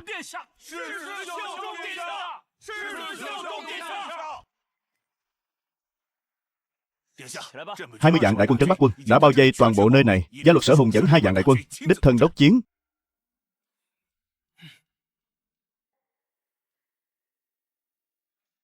Truyền lệnh của ta: Dương Dân Chí làm tổng chỉ huy tiền quân, Dương Quảng làm phó tổng chỉ huy, Lý Tử Quy làm tư mã tiền quân. Dù có chiến tử đến binh lính cuối cùng, cũng tuyệt đối không lùi nửa bước. Tuyệt đối không lùi bước. Chiến đấu đến chết, quyết không lùi bước. Chiến đấu đến chết, quyết không lùi bước. Chiến đấu đến chết, quyết không lùi bước. Chiến đấu đến chết. Thương vong thế nào? Ôi, điện hạ, chỉ trong một ngày đã có 2.000 thương vong. Hơn nữa là tình thế một chiều. Là do thuộc hạ vô năng. Thuộc hạ đáng chết vạn lần. Quân đội thiếu huấn luyện thống nhất, phối hợp cứng nhắc, đối mặt với quân chính quy hùng mạnh mà không tan rã ngay lập tức, đã là rất tốt rồi. Rốt cuộc là đánh cược sai rồi sao? Điện hạ, đừng có vô liêm sỉ như vậy chứ.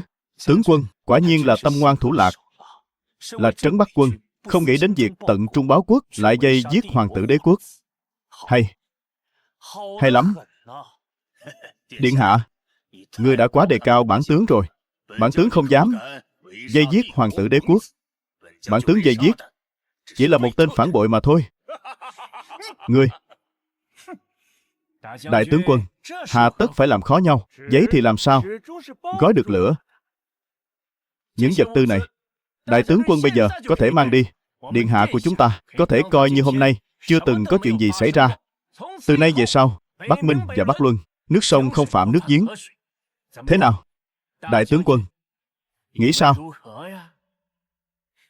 Không thế nào cả. Hôm nay, người và vật tư, ta đều muốn giữ lại hết. Kẻ phản bội đang ở phía trước. Theo bản tướng, giết chết kẻ phạm thượng. Giết, thề chết bảo vệ điện hạ. Giết hắn. Thánh chỉ đã đến.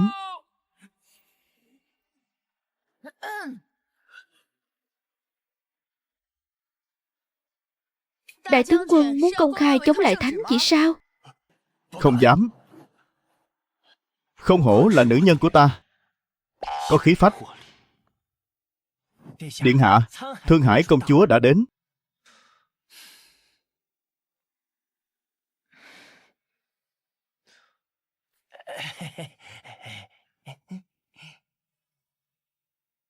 Thương Hải công chúa, lần này mời nàng đến là muốn nàng giúp một tay. Gia luật Sở Hùng này mặc dù đã mở cửa Bắc Luân Quan, nhưng hắn tuyệt đối sẽ không dễ dàng bỏ qua 50 vạn vật tư này.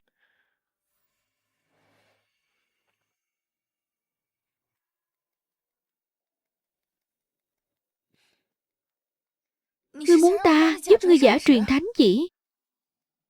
Ta dựa vào cái gì mà giúp ngươi chứ? Dù sao đi nữa, chúng ta cũng là đã từng chung chăn chung gối. Chuyện này, lẽ nào nàng không giúp sao?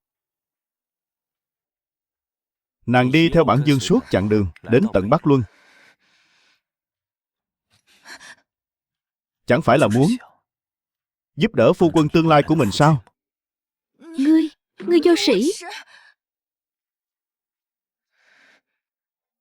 Minh Dương xuất thế, vạn vật đều là hư vô, phàm là thần tử, lẽ phải nên trợ giúp, tuyệt đối không được động đến gốc rễ của ta. Nếu có kẻ vi phạm, giết không tha.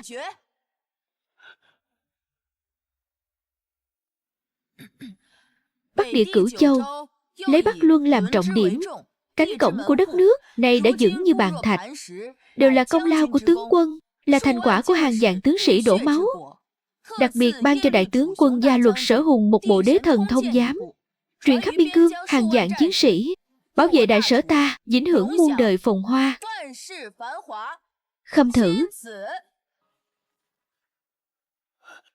Tạ ơn bệ hạ. Thần thề chết bảo vệ cánh cổng của đế quốc, để bảo vệ nền móng vạn năm của đại sở ta. Đế thần thông giám, đây chính là kỳ thư luyện binh đó. Cả đại lục này lưu truyền lại cũng không quá 10 bộ. Bệ hạ vậy mà lại đem vật này truyền thụ cho thần. Vừa đấm vừa xoa, gia luật Sở Hùng này đúng là người thông minh. Dù không biết thánh chỉ là thật hay giả, cũng không có lý do để tiếp tục gây khó dễ. Điện hạ đã có nhiều điều đắc tội, hôm khác sẽ đến cửa tạ lỗi. Chúng ta đi.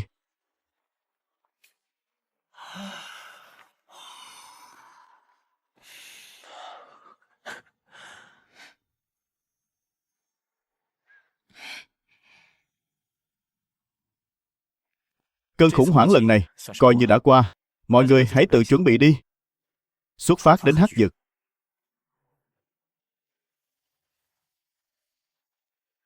Khó khăn lắm mới đến được Bắc Minh, chàng lại chọn một nơi nghèo nàn cằn cỗi thế này. Hắc Vực này có nghèo một chút, nhưng phía bắc tựa Thiên Sơn, phía đông giáp rừng rậm vô tận, phía tây có một đầm lầy lớn. Chỉ có hẻm núi lớn ở phía nam này, nơi đây an toàn nhất.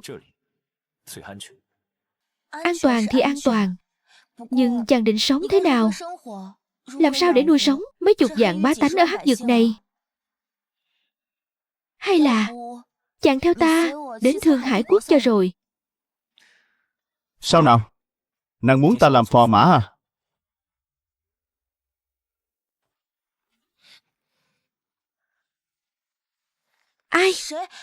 Ai bảo chàng làm phò mã của ta chứ? Ta từ Bắc Minh cướp về 50 vạn vật tư, cầm cự đến đầu xuân năm sau là được. Được. Điện hạ,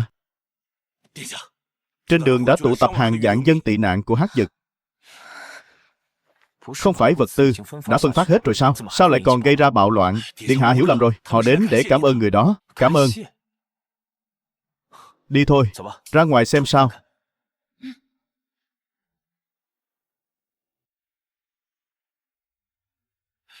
Minh Dương, Minh Dương vạn tuế, Minh Dương vạn tuế. Mau, xin mời đứng dậy. Nào. Tất cả đứng dậy đi. Vương gia, chúng ta ngày đêm mong ngóng, cuối cùng cũng mong được người đến rồi. Nghe nói vương gia là vua của cả vùng Bắc Minh này, hơn nữa còn yêu dân như con. Hôm nay, chúng ta đã thực sự cảm nhận được điều đó.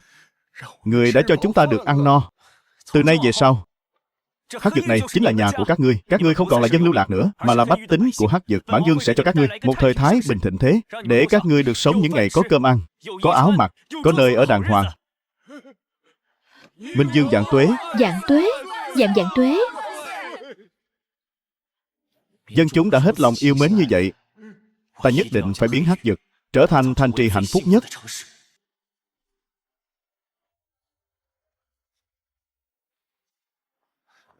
Điện hạ, tiến độ tuyển quân thế nào rồi? Rất sôi nổi à. Đã tuyển được 12 vạn người và vẫn đang tiếp tục tăng lên. Binh lực này chính là sự đảm bảo an toàn cho chúng ta. Sau này, việc huấn luyện quân đội sẽ giao hết cho ngươi phụ trách. Rõ. Điện hạ, theo ngụ kiến của thuộc hạ, việc huấn luyện binh lực không phải là chuyện một sớm một chiều. Với tình hình hiện tại của chúng ta, việc cấp bách lúc này nên là tập trung vào việc tu sửa Nam Khê Quan Khải. Chỉ khi biến Nam Khê Quan Khải trở thành một hùng quan, chúng ta mới có thể bảo vệ an toàn cho Hắc Vực ở mức tối đa.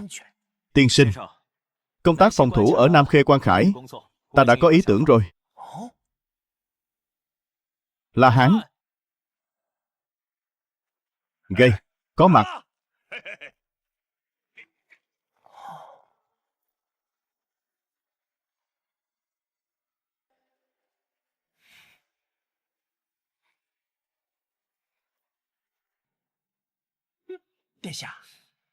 Đây là thứ gì vậy? Xi măng. Xi măng? Xi măng là vật gì? Dùng để làm gì? Xi măng ấy à, là thứ tốt để xây dựng thành trì và sửa đường đó. Xi măng này Chỉ cần dùng đất sét và đá vôi là có thể chế tạo được. Sau khi trộn với nước, nó sẽ tạo thành một loại hồ dẻo có thể tạo hình. Loại hồ này sẽ có thể biến thành một khối rắn cực kỳ cứng chắc. Đây là viên gạch xi măng ta đã luyện chế hôm qua. Ngươi thử xem độ cứng của nó thế nào. Thứ này thần kỳ đến vậy sao? Để ta thử xem.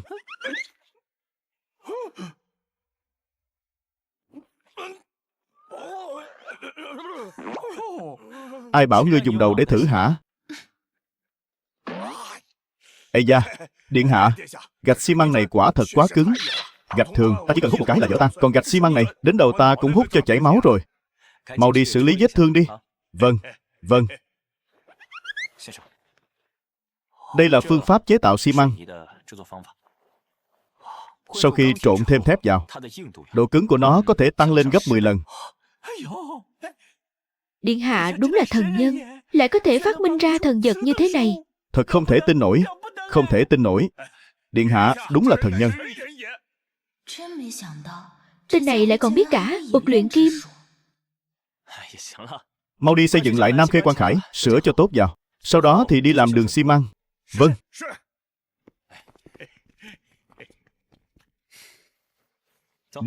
Đi dạo một vòng với Bản Dương.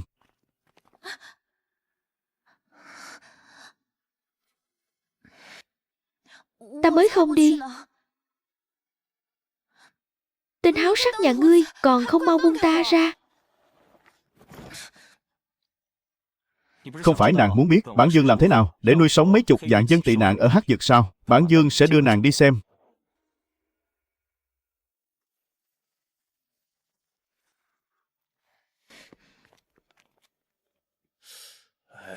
Điện hạ, đây chính là Hắc Sơn rồi. Hắc Sơn này là nơi chim không thèm ị. Ngài đưa chúng thần đến đây làm gì? Theo như miêu tả trong tiểu thuyết, Hắc Sơn phía sau thành Hắc Vực lẽ ra phải là một mỏ than. Chỉ có điều ở thời điểm này, cả thế giới này đều chưa ai biết đến. Đúng vậy, tên lừa đảo nhà ngươi. Trên Hắc Sơn này toàn là cỏ dại. Làm sao có thể nuôi sống mấy chục vạn bá tánh của Hắc Vực được? Đừng vội, ta cho các ngươi xem một thứ. Đối với Hắc Vực hiện tại mà nói. Nào, đến Hắc Sơn, đào cho ta vài viên đá đen mang tới đây. Đá đen. Vâng. Điện hạ, Hắc Sơn này quả nhiên đồn đúng như lời. Nhìn một lượt toàn là mấy cục đá đen dở dụng này. Điện hạ, ngài cần mấy cục đá này làm gì? Điện hạ, ngài đói rồi sao? Thứ này không ăn được đâu. Đây không phải là đá đen gì cả. Đây cũng chẳng phải Hắc Sơn gì hết, mà là núi vàng, núi bạc. Mấy cục đá đen này có công dụng gì diệu kỳ chứ? Đi chuẩn bị chậu lửa. Ta sẽ cho các ngươi xem hiệu quả của than đá. Điện hạ, chậu lửa đến rồi.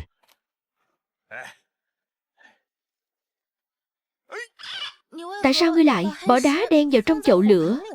Ngươi muốn dập lửa thì cần gì phải? Đá đen này lại có thể cháy được.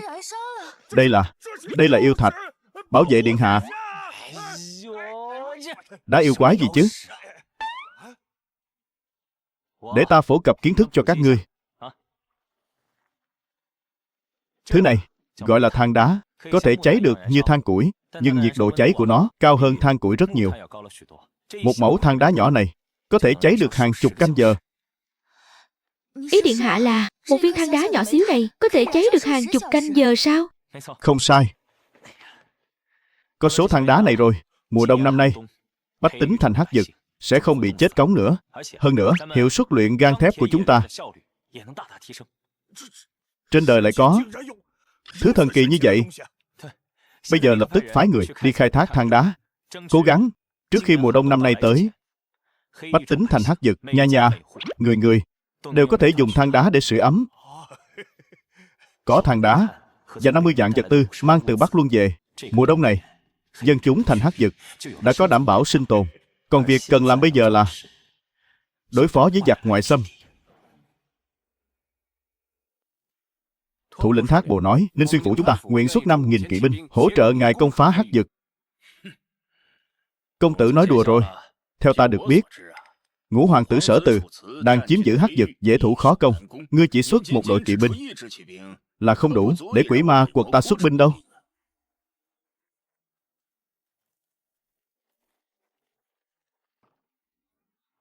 Thủ lĩnh, đây là 50 vạn lạng bạc trắng, còn có 1 triệu lương thảo đang trên đường vận chuyển tới. Chỉ cần Sở Từ chết, sẽ tặng thêm 3.000 chiến mã.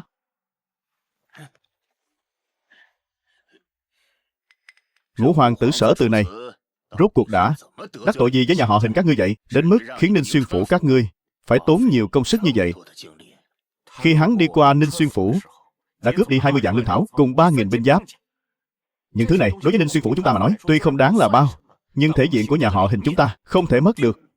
Thể diện của thế gia các ngươi đúng là đáng tiền thật.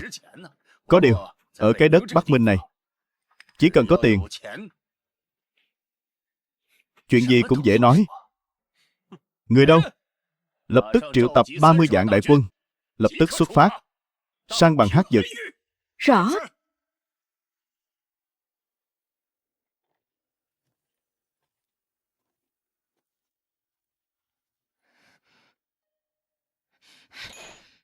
Ngươi vẫn chưa nói cho ta biết làm sao để đối phó vấn đề lương thực sau này của Hắc Dực.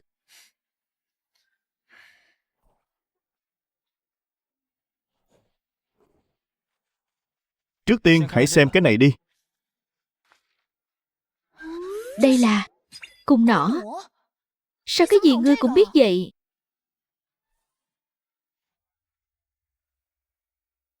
Ngươi có còn là vị hoàng tử phế vật trong lời đồn ở kinh đô không? Sao cái gì ngươi cũng biết vậy? Ngươi còn có bí mật gì mà ta không biết không? Những chuyện nàng không biết ấy à? Hay là nàng ở lại Bắc Minh, làm vương phi của bản vương?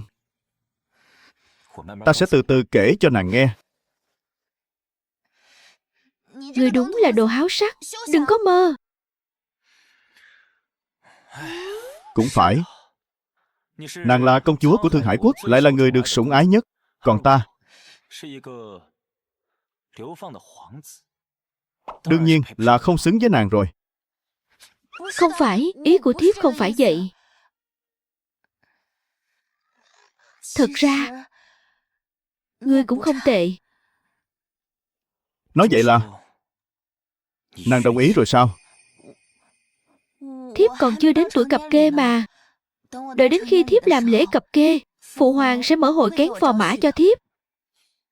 Đến lúc đó, ngươi nhất định phải đến đấy.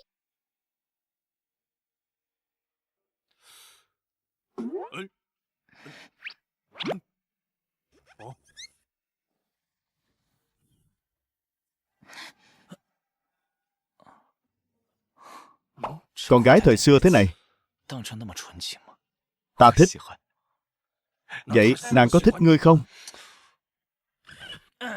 Ngày mai đem cái này giao cho bộ phận luyện kim, sản xuất hàng loạt. Được rồi, đi đi. Vâng, điện hạ.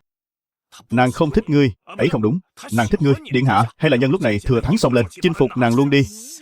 Nàng chắc chắn thích ngươi. Rốt cuộc là ngươi thích ta, hay là nàng thích ta? Sao thuộc hạ có thể thích ngài được chứ? Không đúng, thuộc hạ thích ngài. Không đúng, nàng ta thích ngài. Chà, nàng thích và ta thích. Ôi trời! Cha nàng là người lừng lẫy danh tiếng. Hoàng tử của bao nhiêu quốc gia đều đang nhòm ngó nàng. Ta cũng phải đợi sau khi thống nhất Bắc Minh mới có thể đến cầu thân chứ.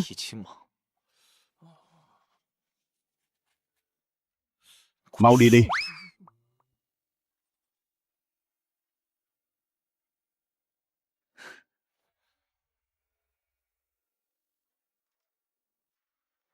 Điện hạ, cây cung nỏ này thật sự lợi hại như lời ngài nói sao ạ? Điện hạ, Vật này thuộc hạ chưa từng thấy qua, nhưng kích thước nhỏ như vậy, e rằng uy lực cũng không lớn. Ta cũng thấy không ổn lắm. Cung nhỏ thế này, tên ngắn thế này là chỉ đủ để gãi ngứa cho quân địch thôi. Cái gì?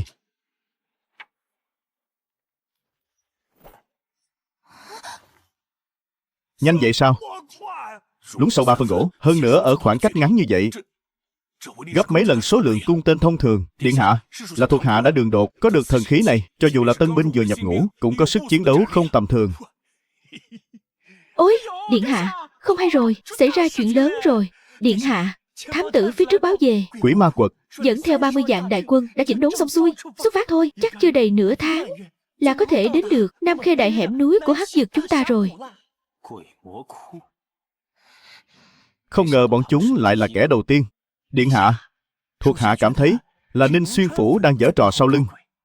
Có thám tử trong đội ngũ. Đã nhìn thấy kỵ binh của Ninh Xuyên Phủ. Ninh Xuyên Phủ ư? Tốt lắm.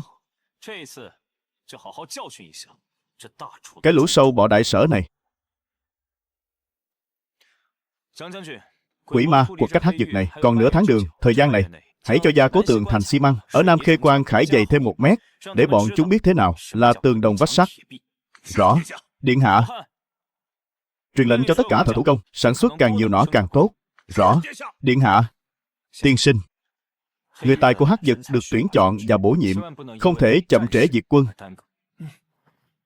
Điện hạ cứ yên tâm. Ngươi thật sự tự tin đến vậy sao? Rằng mình có thể thắng trận này? Bên quỷ ma quật đó có tới 30 vạn đại quân. Quỷ ma quật tuy có 30 vạn đại quân, nhưng đều là quân ô hợp. Hơn nữa, Nam Khê Quan Khải chỉ có một lối vào. Với tường thành xi măng đã được gia cố chặn đứng, ưu thế về quân số của quỷ ma quật sẽ trở nên vô nghĩa. Vậy nên, từ việc nghiên cứu xi măng đến chế tạo cung nỏ, ngươi đã bắt đầu lên kế hoạch ngay từ khi mới đặt chân đến Bắc Minh. Chỉ là trùng hợp mà thôi.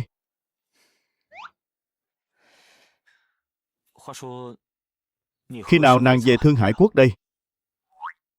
Chẳng lẽ nàng thật sự muốn ở lại làm vương phi cho bản vương sao?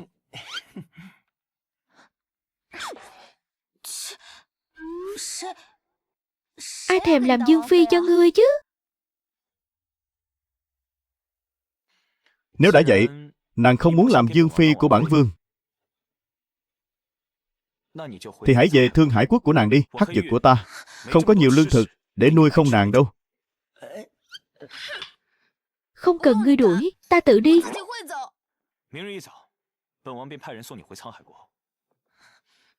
Ta sẽ không thèm để ý đến ngươi nữa.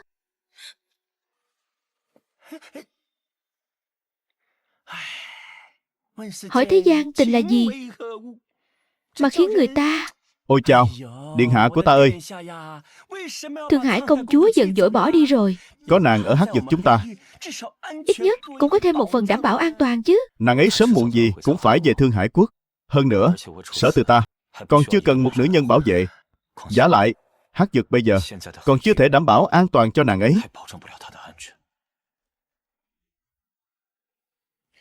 Cửa ải hiểm yếu này phải cẩn thận đấy. Điện hạ, đại quân quỷ ma quật không tiêu diệt được một ngày nào là có thể đến Nam Khê đại hẻm núi.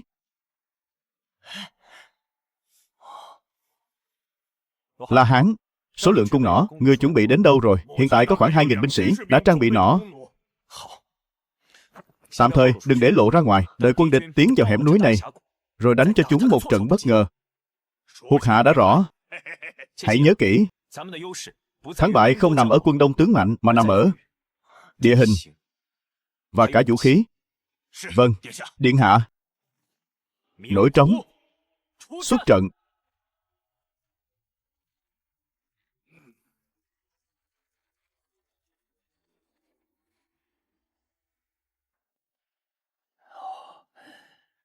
Huynh đệ, người chắc chắn sau khi chiếm được Hắc Dực, chỉ cần vài nghìn bộ giáp thôi sao? Ninh Xuyên Phủ chúng ta không thiếu tiền, chỉ cần thể diện. Ta muốn cả đại sở này phải biết, ngũ hoàng tử từ Ninh Xuyên Phủ của ta lấy đi bất cứ thứ gì, đều phải trả lại nguyên vẹn, không thiếu một thứ. Huynh đệ tốt, thật hào phóng. Yên tâm đi, sở từ chẳng qua chỉ là một hoàng tử phế vật, thì biết gì về cầm quân đánh trận chứ. Một Hắc vực nhỏ bé, một ngày là chiếm được rồi. Báo, thủ lĩnh, quân ta ở hẻm núi Nam Khê bị đột kích, đã tổn thất 1 vạn binh mã. Cái gì? Bọn Hắc vực chúng sao có thể có sức chiến đấu mạnh như vậy? Chúng đã chiếm lĩnh vị trí cao điểm của hẻm núi Nam Khê, dùng loại cung tên đặc chế này bắn tỉa chúng ta. Chúng ta hoàn toàn không có sức chống cự.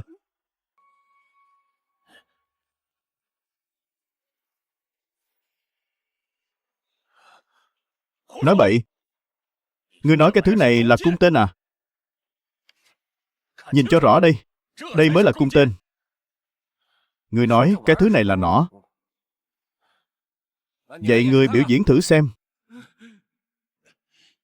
Cái thứ đồ chơi nhỏ thế này có thể lắp được 3 mũi tên cùng lúc, nhưng uy lực chắc chắn không lớn đến vậy.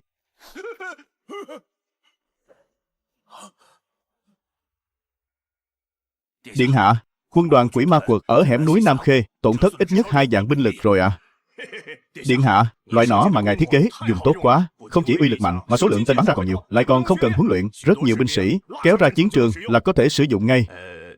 Chỉ là, điện hạ, số lượng tên dự trữ của chúng ta không còn nhiều nữa, chỉ còn lại vài nghìn mũi thôi. Quân đoàn quỷ ma quật này còn bao lâu nữa sẽ đến tường thành Nam Khê?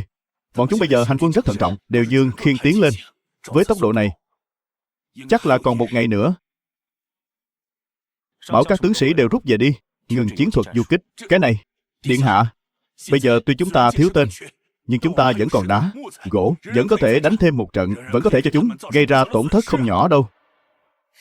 Thứ chúng ta cần bây giờ không phải là vài tổn thất nhỏ nhặt, mà là một đòn chí mạng. La Hán, lồng sắt ta bảo ngươi chuẩn bị trước đó, chuẩn bị đến đâu rồi?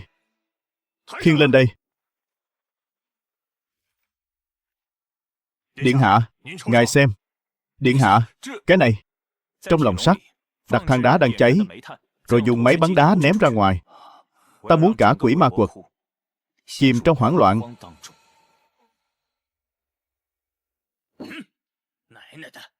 Mới chỉ qua một cái hẻm núi Nam Khê mà ta đã mất 2 vạn người.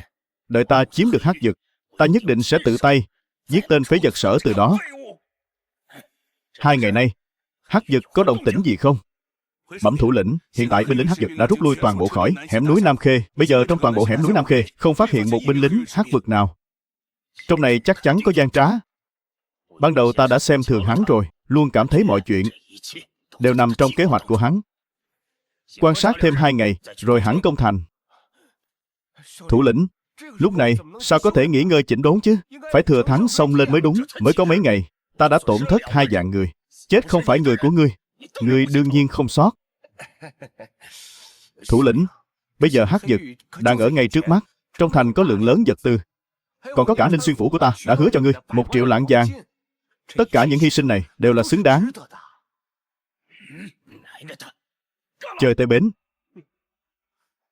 Truyền lệnh của ta, công thành. Báo. Cửa ải trong thành Nam Khê cứng như sắt. Chúng ta không thể nào công phá được. Quân ta tổn thất đã hơn 5 vạn. Cái gì? 5 vạn? Mới một đợt tấn công, chúng ta đã mất 5 vạn người. Ta nhớ cửa ải Nam Khê không phải là hàng rào gỗ sao? Sao lại có thành tường rồi? Những gì thuộc hạ nói là hoàn toàn đúng sự thật. Hơn nữa bọn chúng còn nắm giữ yêu hỏa. Quá đáng sợ. Đồ vô dụng. Đánh không lại thì thôi, còn viện cớ yêu hỏa vớ vẩn gì chứ?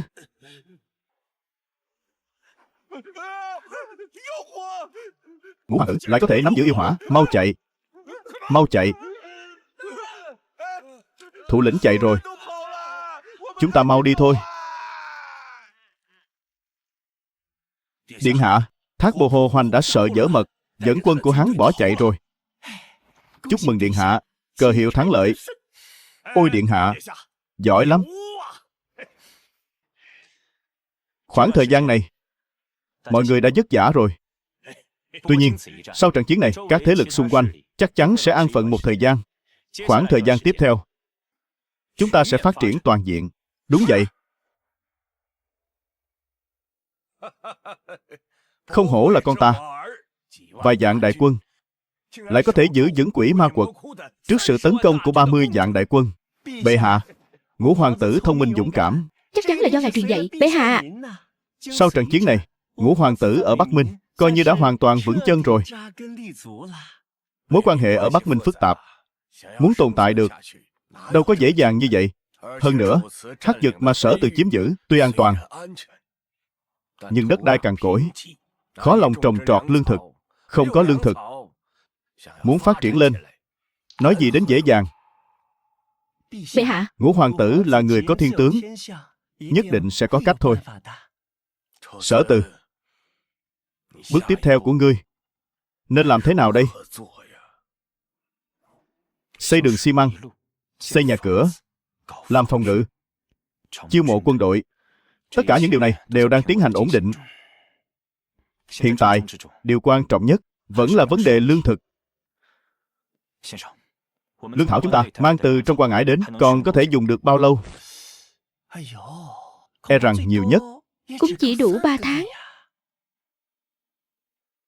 Vậy thì bách tính ở Hắc Dực bình thường giải quyết vấn đề ăn uống như thế nào? Bách tính Hắc Dực đều bị các đội quân hỗn loạn kiểm soát. Họ là những người lao động khổ sai. Thức ăn của bách tính đều do các quân đoàn của họ vận chuyển đến. Trong thời gian ngắn, khai hoang trồng trọt chắc chắn không kịp. Kế sách hiện tại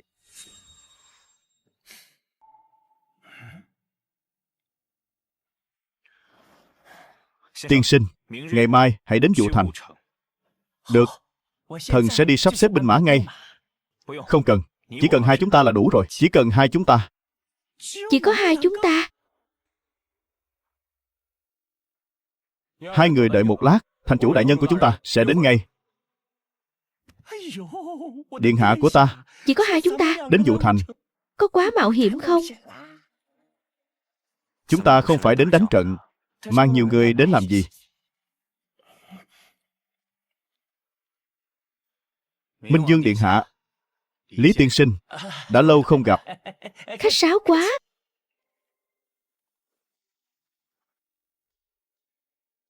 Minh Dương điện hạ, lần này đến Dụ Thành của chúng ta có chuyện gì sao? Ta đây là đến cứu mạng ngươi.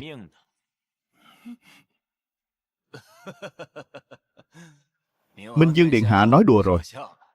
Ngài muốn cứu mạng ta thế nào? Sao? Dương thành chủ cảm thấy ta đang nói lời giật gân sao? Đạo quân 30 vạn của quỷ ma quật đến tấn công Hắc Dực của ta, còn không phải bị ta đánh cho chạy té khói sao? Dương thành chủ cảm thấy chút binh lực của ngươi có đủ nhét kẽ răng của ta không? Điện hạ, chút binh lực của Hắc Dực chúng ta, ngài không rõ sao? Đừng chọc giận ngài ấy. Minh Dương điện hạ là muốn cùng Vụ Thành của chúng ta động binh sao? Minh Dương điện hạ là muốn cùng Vụ Thành của chúng ta động binh sao? Thành chủ đại nhân, đừng nóng giận. Nóng giận hại thân. Không phải ta muốn tấn công Vụ Thành, mà là Ngũ Dương. Ngũ Dương. Không quá nửa năm, Ngũ Dương này nhất định sẽ phát binh đến tấn công Hắc Dực của ta. Mà khi đó, kẻ đầu tiên chịu trận lại là Vụ Thành của thành chủ. Ngươi làm sao chắc chắn được Ngũ Dương tấn công Hắc Dực lại lấy Vụ Thành của ta làm mục tiêu trước? Ngũ Vương này ở ngoại Bắc Minh, vượt đường xa vạn dặm đến nội Bắc Minh của ta, muốn một hơi chiếm lấy Hắc Dực của ta, tự nhiên là không thể. Bọn họ cần một điểm tựa, mà điểm tựa này nhất định sẽ chọn Vụ Thành gần Hắc Dực của ta nhất. Vụ Thành. Đây đều là suy đoán của ngươi, chưa được chứng thực. Ta là chủ của Bắc Minh. Với tính cách kiêu ngạo của Ngũ Dương, nhất định sẽ không chịu ở dưới trướng ta.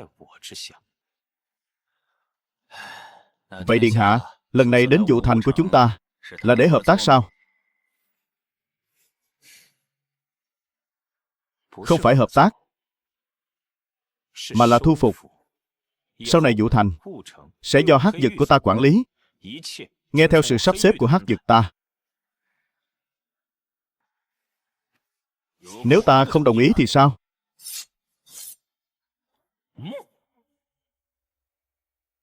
Nếu ta không đồng ý thì sao? Bình tĩnh, bỏ đao xuống hết. Điện hạ, Yêu cầu của ngài có phải quá hà khắc rồi không? hắn sẽ đồng ý thôi. Dương thành chủ, hiện tại Hắc Dực cần phát triển toàn diện về phía nam, mà Vụ Thành này lại là cửa ngõ để Hắc Dực phát triển về phía nam. Kẻ cản đường đầu tiên chính là Ngũ Dương. Dù Ngũ Dương không đến, thì Vụ Thành này cũng nằm trong kế hoạch phát triển tương lai của bản Dương. Ngươi đang uy hiếp ta. Ngươi có tin không? Bây giờ ta sẽ lấy mạng ngươi. Không. Ngươi sẽ không làm vậy. Nếu ngươi có chút dã tâm, thì Hắc Dực này đã không vô chủ nhiều năm như vậy, cuối cùng lại rơi vào tay ta. Điều ngươi muốn chẳng qua là sự ổn định. Ngươi hứa với ta, bản Dương sẽ cho ngươi sự ổn định này. Hơn nữa, từ nay về sau, ngươi vẫn là thành chủ Vụ Thành. Ta giao vụ thành cho ngươi. Tương lai ngươi sẽ thế nào? Tương lai ư?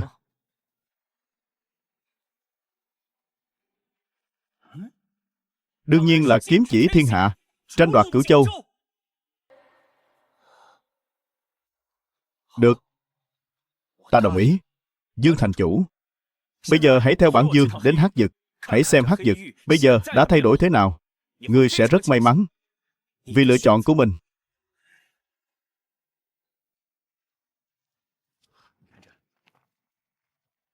Đây chính là Hắc Vực. Sao không thấy dân lưu vong nào? Đây là đường gì vậy? Sao lại bằng phẳng thế này? Đường xi măng. Đường xi măng là đường gì?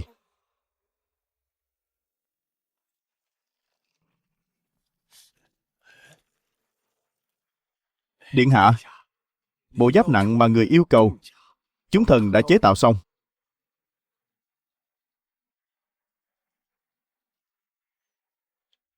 Không tệ.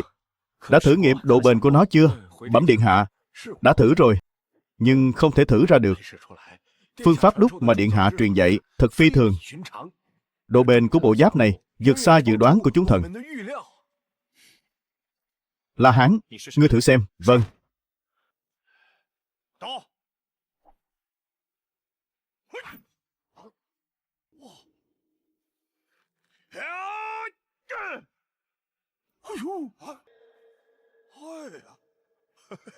Giáp này thật biến thái. Nếu bộ giáp này ra chiến trường thì thật lợi hại. Nếu có giáp trụ như thế này, e rằng chỉ cần 1000 tinh nhuệ bộ binh là có thể địch lại vạn quân. Điện hạ lại còn giấu lá bài tẩy đáng sợ như vậy. Đây không chỉ là công lao của ta đâu, còn phải xem trình độ của các thợ đúc nữa. Theo tình tiết tiểu thuyết, vị thợ đúc bình thường này tương lai sẽ là một đời tông sư đúc tạo. Theo lệnh của điện hạ, Tư đúc tạo đang dốc toàn lực chế tạo. Nhưng để duy trì độ dẻo dai bên trong của giáp nặng, chúng thần vẫn cần một lượng lớn da cá sấu dẻo dai. Được, bây giờ ta sẽ phái người đi đầm lầy lớn săn cá sấu. Tuyệt vời. Có điện hạ hết lòng ủng hộ, Tư đúc tạo nhất định trong thời gian nhanh nhất tạo ra cho điện hạ một đội trọng giáp binh.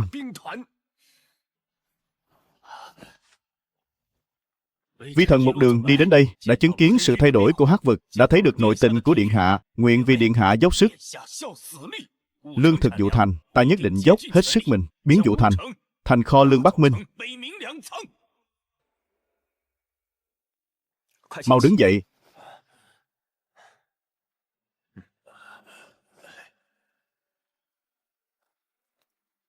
Nói về tình hình Vũ Thành đi. Vũ Thành nằm bên bờ Nam Khê Giang.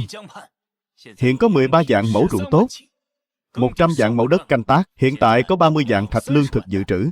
Vụ xuân sắp đến, nếu năm sau được mùa, còn có thể thu hoạch thêm mấy chục vạn thạch lương thực. Tốt quá rồi, tốt quá rồi. Điện hạ, như vậy thì vấn đề thiếu lương thực trong quân ta đã được giải quyết rồi. Đúng vậy. Vẫn chưa đủ. Chúng ta không chỉ cần cho quân đội ăn no, phải cho bách tính đi theo chúng ta ăn no. Bắc Minh nghèo đói, đây cũng là chuyện bất khả kháng mà.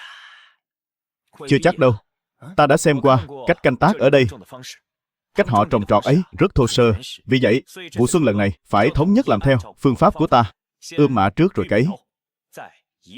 Cuối cùng là bón phân khoa học. Sản lượng có thể tăng không chỉ vài lần. Tăng vài lần ư? Ngoài việc thay đổi cách ươm mạ và cấy trồng, chúng ta còn phải cải tiến công cụ. Ta đã phát minh ra khúc dương lê, có thể giúp hiệu suất canh tác tăng lên vài lần.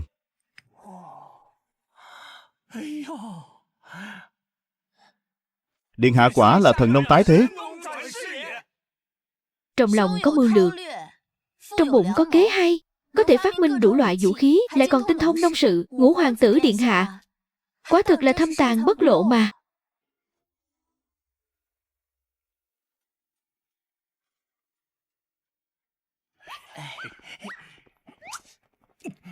Đi rồi.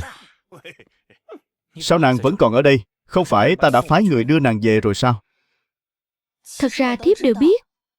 Chàng đưa thiếp về chẳng phải là lo lắng chiến sự bất lợi sẽ ảnh hưởng đến an nguy của thiếp sao? Đã biết rồi. Còn quay lại làm gì? Chàng nói xem, thiếp chẳng phải là gì. Chuyện canh tác chàng vừa nói sao? Nếu thật sự có thể khiến bách tính Hắc Dực đều được ăn no, thì đó quả là một công đức lớn lao. Đừng có đánh trống lãng. Ta bảo nàng đi mà nàng không đi.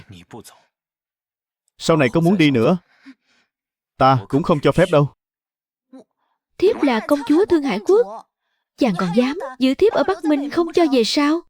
Chàng không sợ phụ hoàng thiếp phái binh đánh đại sở của chàng? Dù phụ hoàng nàng không đến, ta cũng sớm muộn gì cũng dẫn binh đến Thương Hải đế quốc của nàng. Chàng muốn làm gì? Đương nhiên là binh lâm thành hạ, ép hắn gả nàng cho ta.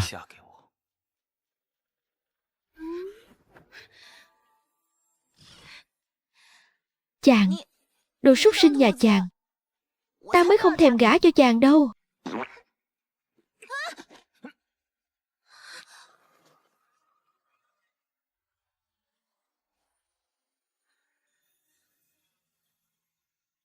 Điện hạ, vụ thành cấp báo, đại quân của Ngọc Diện Diêm Dương đột nhiên xuất hiện, bắt đi mấy vạn bá tánh của chúng ta. Hay lắm, đánh bại một quỷ dương, lại đến một Diêm Dương. Cái Ngũ Dương Bắc Minh này, đúng là người này hơn người kia, không sợ chết sao?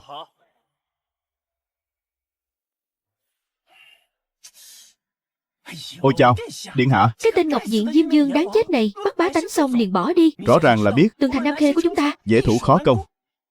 Muốn dùng cách này, dù chúng ta chủ động xuất kích, nếu chúng ta thật sự cứ thế xuất kích, e rằng sẽ trúng kế của bọn chúng. dù vậy cũng phải đánh. Đã vậy, bá tánh đã theo ta, thì bản dương có trách nhiệm bảo vệ họ. Có chủ như vậy, Đúng là phúc của bá tánh. chúng thần cùng với tam quân tướng sĩ nhất định sẽ vì điện hạ chiến đấu đến cùng, giết chết cái tên Diêm Dương chó chết đó, không chừa một mảnh giáp bẩm.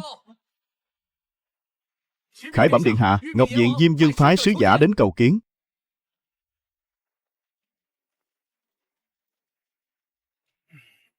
Vừa rồi ai nói muốn giết Diêm Vương của chúng ta không chừa một mảnh giáp?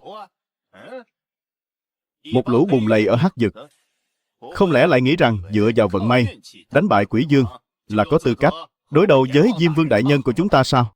Ôi chao, ngươi khẩu khí thật lớn. Dám đối với Minh Dương điện hạ của chúng ta? Vô lễ như vậy. Ngươi đây là đang tìm chết sao? Tử Quy, hai quân sắp đại chiến, Diêm Dương đại nhân phái sứ giả đến, có ý gì? Rất đơn giản, trận chiến này các ngươi chắc chắn sẽ thua. Nhưng Diêm Dương đại nhân của chúng ta rộng lượng bao dung, sẵn lòng cho các ngươi một cơ hội. Chỉ cần Các ngươi ngoan ngoãn giao ra 50 vạn thạch lương thực, thì có thể chuộc về mấy vạn bá tánh kia. 50 vạn thạch lương thực, khẩu vị thật lớn. Các ngươi không sợ sao? Kết quả của trận chiến này là bản dương thắng ư? Đại quân của Ngọc Diện Diêm Dương, ai nấy đều là tinh nhuệ. Ngươi nghĩ rằng là đám ô hợp của Minh Dương đó sao? Lần này là dã chiến, không có lợi thế thành trì. Các ngươi lấy gì mà thắng hả? Điện hạ, bẩm điện hạ, đoàn quân thiết giáp của chúng ta đã xuyên thủng đại quân địch, toàn bộ đã bị tiêu diệt. Không thể nào.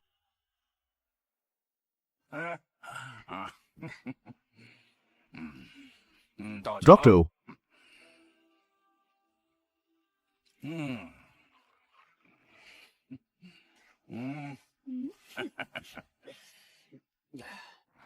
Đại dương, Ngũ hoàng tử đại sở, điện hạ đó sẽ đồng ý điều kiện của chúng ta sao?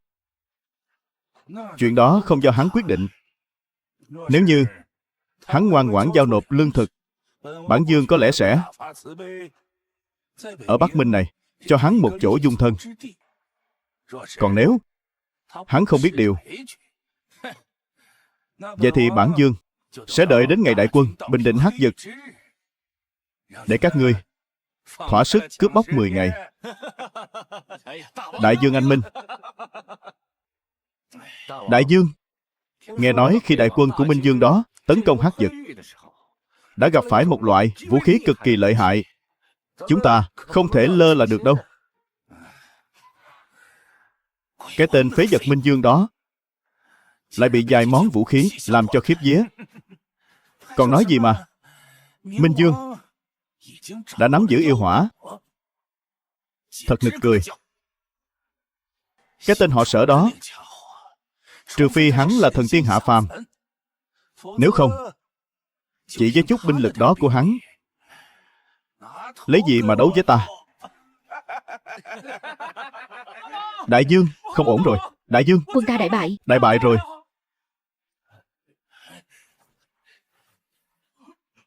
Không thể nào. Là thật.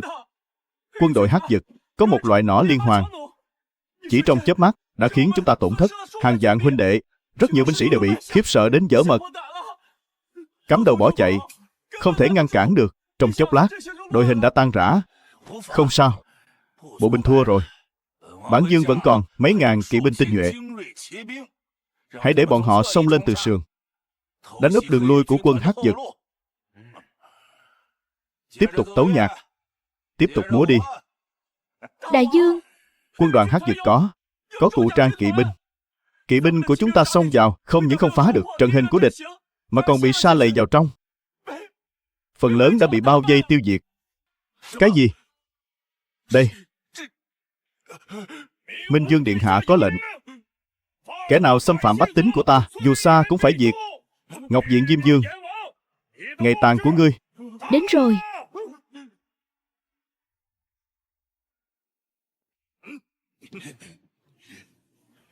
đã thấy Minh Dương, sao còn không quỳ?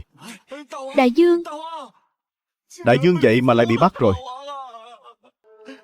Bản Dương chẳng qua là nhất thời khinh địch, mới để các ngươi đắc thế mà thôi. Nếu biết điều thì mau thả Bản Dương ra. Nếu không, ta sẽ khiến Hắc Dực của ngươi biến thành một mảnh đất cháy. Bại tướng dưới tay, còn dám mạnh miệng.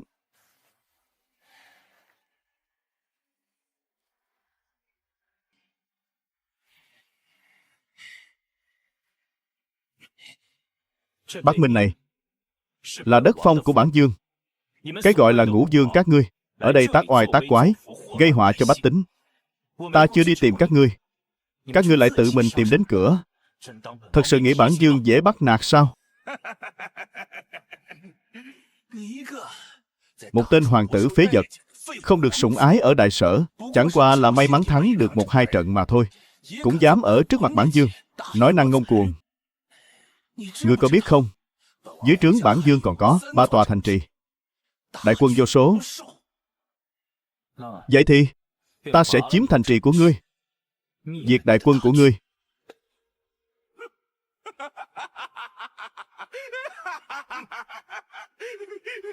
Ngươi không phải là bị điên rồi đấy chứ? Chỉ dựa vào chút binh lực này của Hắc Dực, có thể co đầu rụt cổ ở một góc đã là không tệ rồi. Còn muốn công thành chiếm đất. Chẳng lẽ ngươi còn muốn đem Ngũ Dương Bắc Minh chúng ta từng người một quét sạch hết sao?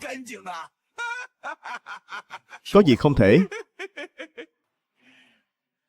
tên điên. Người đối với thực lực của Ngũ Dương Bắc Minh không biết một chút gì.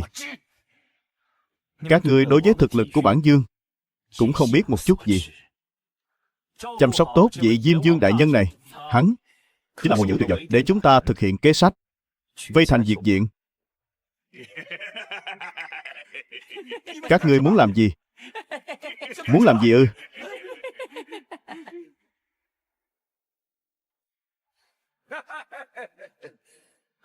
Tốt. Không hổ là Kỳ Lân Nhi của trẫm. Mới có bao lâu mà đã có thể lấy thủ làm công, đại phá Ngọc Diện Diêm Dương. Đúng là tổ tông hiển linh mà. Bệ hạ, sau trận chiến này, mấy kẻ còn lại của Ngũ Dương Bắc Minh chắc chắn không dám đến gây sự nữa. Quan trọng là Ngũ hoàng tử đã giành được Thời gian phát triển quý báu.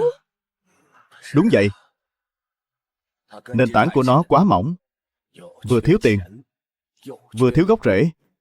Trừ phi là tĩnh tâm lại, phát triển khoảng 8-10 năm. Nếu không, không thể nào quét sạch Ngũ Vương Bắc Minh, thống nhất Bắc Minh được. Cũng không biết trẫm còn có thể đợi được đến ngày đó không?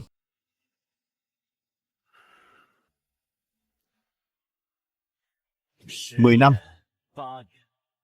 Quá lâu rồi. Bản Dương chỉ tranh sớm tối. Vốn dĩ ta định đợi mọi chuyện ổn định xong xuôi mới xuất binh tiêu diệt các thế lực lớn ở Bắc Minh. Nhưng Ngũ Dương liên tiếp đến xâm phạm, chứng tỏ một điều. Đó là Chúng không muốn để hắc dực tự do phát triển.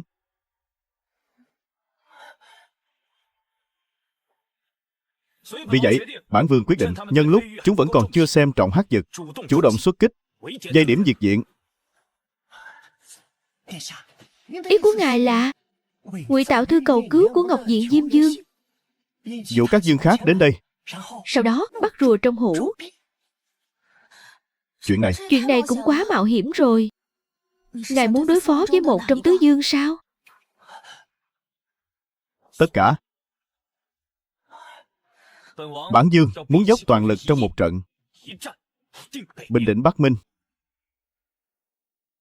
Nhưng với binh lực hiện tại của chúng ta, dù có những vũ khí kiểu mới đó, nhưng cũng chỉ đối phó được nhiều nhất một thế lực thôi. Làm sao có thể cùng lúc khai chiến với tứ dương? Chẳng lẽ ngài đã sớm có chuẩn bị?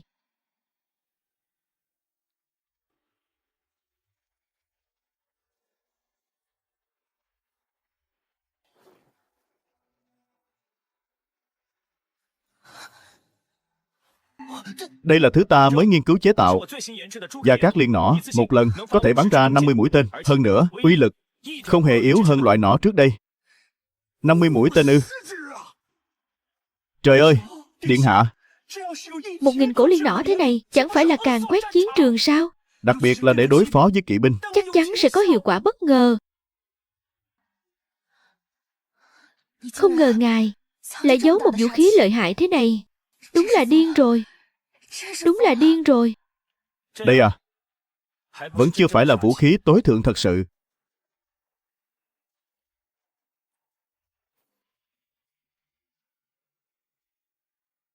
Bằng đạp yên ngựa, có thể giải phóng đôi tay của kỵ binh, có thể bảo vệ móng ngựa không bị tổn thương. Thêm vào đó là lớp giáp ngựa có độ bền cao, đủ để khiến đội kỵ binh này trở thành một đội quân không thể phá hủy, một dòng lũ sắt thép. Điện hạ, ý của người là Cụ trang kỵ binh sao?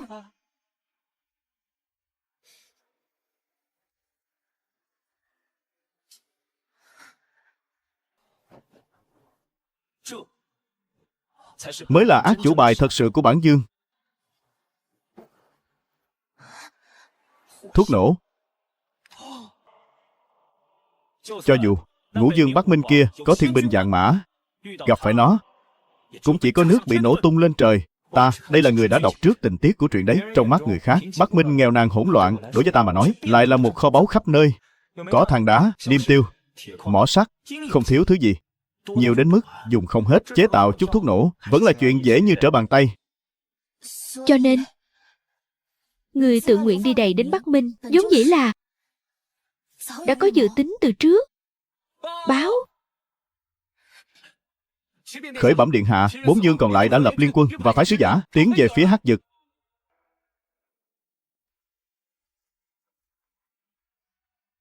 Sứ giả của liên quân 4 dương lại là một nữ tử. Người này Ắt có chỗ hơn người. Hắc Dực bị hủy diệt chỉ là chuyện sớm muộn. Sở Dương lại có thể ngồi yên như vậy, đúng là can đảm hơn người. Sứ giả có cao kiến gì? Ta đặc biệt đến đây để cho Sở Dương hai lựa chọn.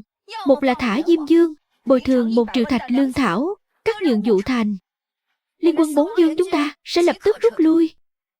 Hai là ngoan cố chống cự, thì 100 vạn đại quân sẽ sang bằng Hắc Dực. Cỏ không còn một ngọn.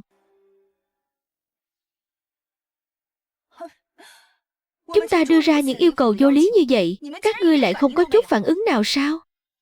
Bản Dương không bao giờ chấp nhặt với kẻ sắp chết. Ngươi,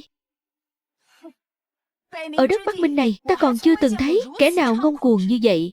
Coi như đã để cho bản sứ giả được mở mang tầm mắt. Chỉ dựa vào chút binh lực đó của các ngươi mà cũng muốn thách thức 100 vạn quân đội của chúng ta sao? Chẳng được thì đã sao? Các ngươi không thể nào thắng được. Bản sứ giả xin hứa, nếu như các ngươi thắng, ta nguyện vì Ngũ hoàng tử bưng trà rót nước, làm ấm giường trải chăn, mặc cho người xử trí. Cái Cái gì thế này? Báo. Báo. Khải bẩm điện hạ, tiền phong địch quân hành quân đến Thiên Sơn đại hẻm núi, bị quân ta chiếm cứ địa hình cao, dùng hỏa dược oanh tạc, toàn quân bị tiêu diệt, tất cả đều bị diệt vong. Không thể nào. Tiền phong quân ta đều là bách chiến tinh nhuệ. Khải bẩm điện hạ, chủ lực địch quân đối đầu với quân ta, Dương tướng quân dùng trận pháp xe liên cung ứng chiến, đánh cho địch quân tan tác, vứt bỏ giáp trụ, trận hình đại loạn. Trò cười. Dựng lên loại lời nói dối ấu trĩ này, muốn lừa gạt bản Dương sao? Báo. Trần La Hán tướng quân dẫn cụ Trang kỵ binh xông thẳng vào đại trướng trung quân địch, như vào chỗ không người, cơ soái địch quân đều đã đổ. Dương tướng quân đang dẫn quân truy kích. Đủ rồi. Ngũ hoàng tử điện hạ, ngươi dù sao cũng là hoàng tộc đại sở, ngươi tự lừa dối chính mình, có ý nghĩa gì sao? Cái gì mà hỏa dược, cái gì mà xe liên cung, cái gì mà cụ Trang kỵ binh, đơn giản là hoang đường.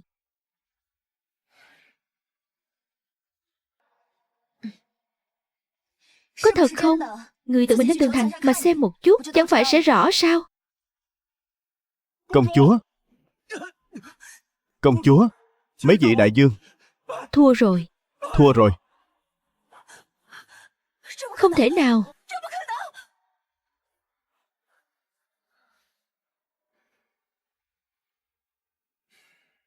Từ hôm nay trở đi, bản Dương sẽ có thêm một nha hoàn dâng trà rót nước.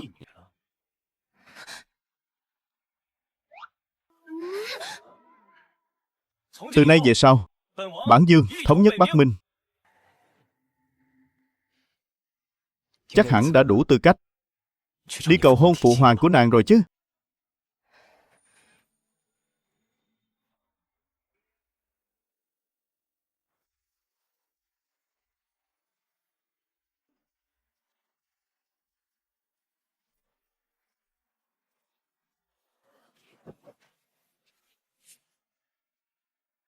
Minh Dương điện hạ trùng kiến đế quốc, trên dưới trấn Bắc quân đều vô cùng hoan nghênh. Đây là yếu địa phòng ngự, không có thánh chỉ, bất kỳ ai cũng không được phép vào. Điện hạ, ta thấy ngươi vẫn nên từ đâu đến thì về đó đi.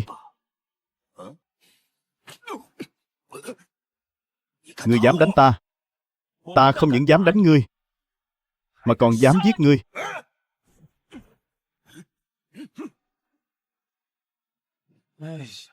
Bản Vương muốn về nhà mình, các ngươi to gan dám ngăn cản. Bản Vương một đao giết ngươi. Phụ hoàng không những không trách tội mà còn khen ngợi bản Dương đã trừ bỏ một kẻ phản nghịch.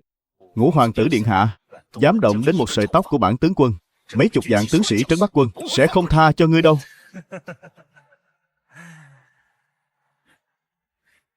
Đừng có tự giác vàng lên mặt mình nữa. Bản Dương vừa mới thu phục Bắc Minh, thuộc hạ của ta đều là những tinh binh thiện chiến, bước ra từ trong biển máu núi xương. Còn trấn Bắc quân của các ngươi, ngày thường ngoài việc vơ vét chút mồ hôi nước mắt của dân chúng, còn có gan làm gì khác? Dám dung đao liều mạng với người khác sao? Huynh đệ, nếu có kẻ nào dám bất kính với Minh Dương điện hạ, chúng ta phải làm thế nào? Giết! Giết! Những tên điên này từ nơi hỗn loạn Bắc Minh giết chóc mà thành. Trong mắt chúng chỉ có ngũ hoàng tử, hoàn toàn không có đế quốc. Một khi làm lớn chuyện là chúng thật sự dám xông vào cửa ải giết người. Quân tử không chấp nhất thời, mở cửa ải. Cho đi.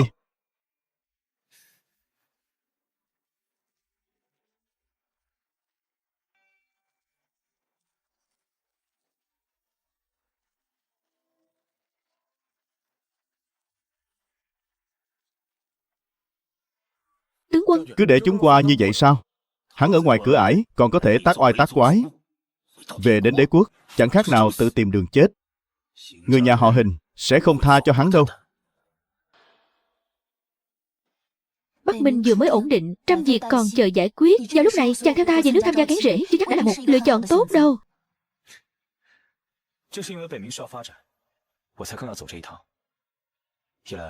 Một là để cầu thân, hai là để kiếm tiền. Đây lại là thứ tốt gì vậy? Có thể kiếm tiền sao? Chắc chắn rồi. Đây Là rượu trắng do ta tỉ mỉ chưng cất.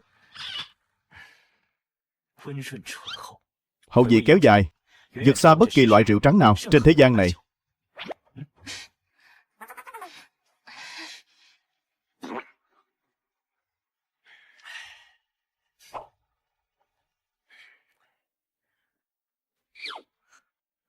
Vật này tên là nước hoa, là thứ chuyên dùng cho các cô nương. Sau khi dùng, toàn thân sẽ tỏa ra một mùi hương thanh mát sảng khoái, có thể lưu hương cả ngày. Tin ta đi, trên đời này không có người phụ nữ nào có thể từ chối nó.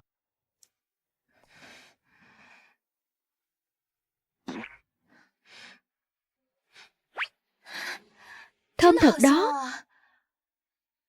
Vậy nên chàng muốn dùng hai thứ này để mở ra con đường thương mại của Bắc Minh với bên ngoài.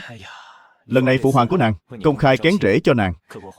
Hoàng tử các nước chẳng qua cũng chỉ là mượn cớ thôi.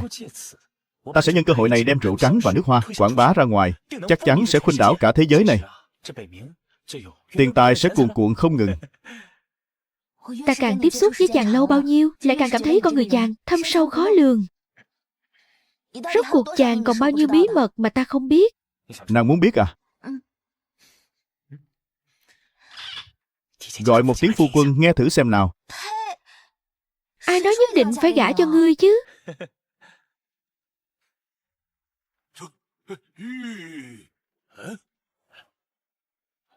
Điện hạ, phía trước chính là Bắc Luân Quan rồi. Gia luật Sở Hùng, lão rùa già đó lại đóng cửa thành rồi.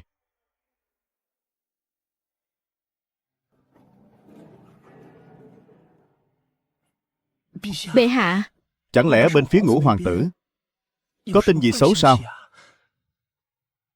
Là tin tốt. Tin tốt cực lớn.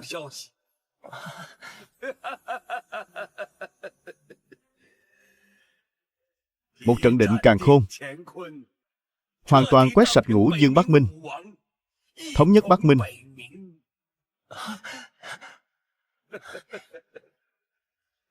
Đứa con này của trẫm thật sự khiến trẫm mở mang tầm mắt đó.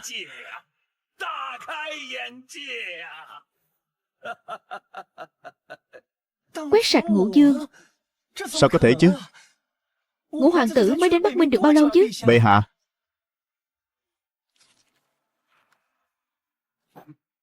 tình báo ở đây lẽ nào còn giả được sao? Thưa bệ hạ, lão nô chỉ là quá đổi vui mừng, quá đổi kinh ngạc thôi, chứ không phải nghi ngờ Ngũ hoàng tử. Đứng lên đi, trẫm không có ý trách tội. Công lao vĩ đại như vậy, trẫm cũng tưởng mình đang nằm mơ. Nhưng mà Sở Từ, thằng nhóc thối đó, nó đã làm được rồi.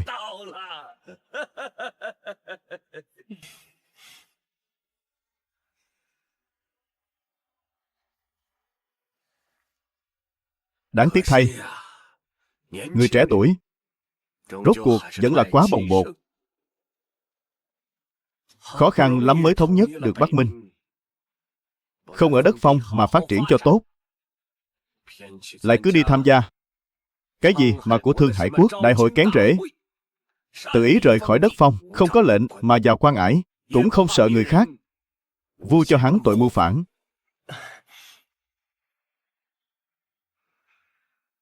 Truyền chỉ công chúa Thương Hải Quốc kén rễ, đặc biệt cho phép Ngũ hoàng tử đến tham dự. Dọc đường các châu không được ngăn cản. Vâng. Ngũ vương Bắc Minh, trăm vạn đại quân, sao lại bị hắn quét sạch trong một lần chứ? Hắn có bản lĩnh gì mà có thể lập nên công lao vĩ đại này? Được rồi, chuyện đã xảy ra rồi. Điều chúng ta nên nghĩ bây giờ là làm sao để đối phó. Còn có thể đối phó thế nào nữa? Đương nhiên là chỉ có thể trừ khử hắn. Nếu không, với công lao hiện tại của hắn, Lô Nhi làm gì còn cơ hội để giành được hoàng vị chứ? Chỉ một phút lơ là không ngờ lại để hắn thành đại thế. Sự đã đến nước này, đừng trách chúng ta lòng lang dạ sói. Lần này công chúa Thương Hải Quốc tổ chức đại hội kén rễ, chính là cơ hội cuối cùng của chúng ta. Lô Nhi đã đi trước một bước rồi. Để phòng bất trắc, ta phải đến xem sao.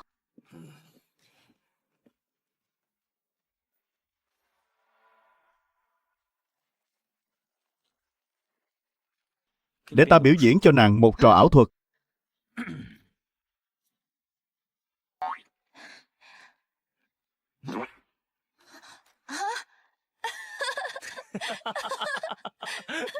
Chàng không nói thiết cũng không biết là cái gì vậy.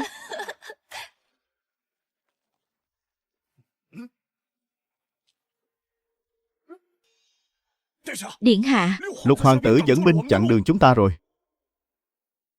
Điện hạ, Lục hoàng tử dẫn binh chặn đường chúng ta rồi.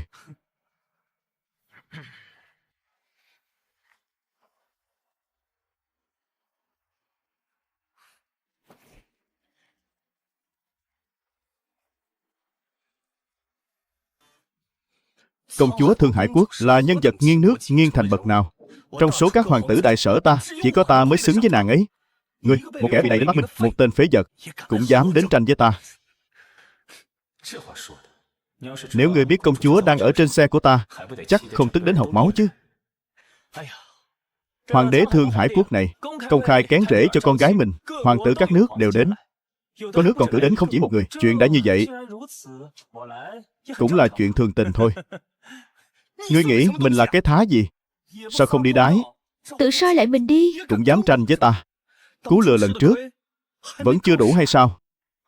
Lần trước là ngươi đã hãm hại ta. Ta không biết ngươi đang nói gì. Dương Khôn, ngươi là thống lĩnh Ám Long Kỵ, thông thạo luật pháp của đế quốc. Hoàng tử chưa được triệu tập, tự ý rời khỏi đất Phong. Điện hạ, đây là tội mưu phản, tội đáng tru di. Sở Từ, ngươi nghe rõ cả rồi chứ? Bây giờ ngươi, nếu ngoan ngoãn cút về Bắc Minh, bản hoàng tử có thể coi như chưa từng thấy ngươi. Nếu không, thì đừng trách ta không nể tình huynh đệ. Thánh chỉ đến.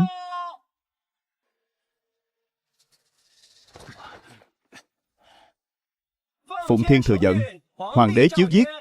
Công chúa Thương Hải Quốc phẩm hạnh, dung mạo xuất chúng, ôn lương, đôn hậu, trẫm rất yêu mến. Đại hội kén rễ lần này, đặc phái ngũ hoàng tử Sở Từ thay mặt đế quốc đại sở đến tham dự.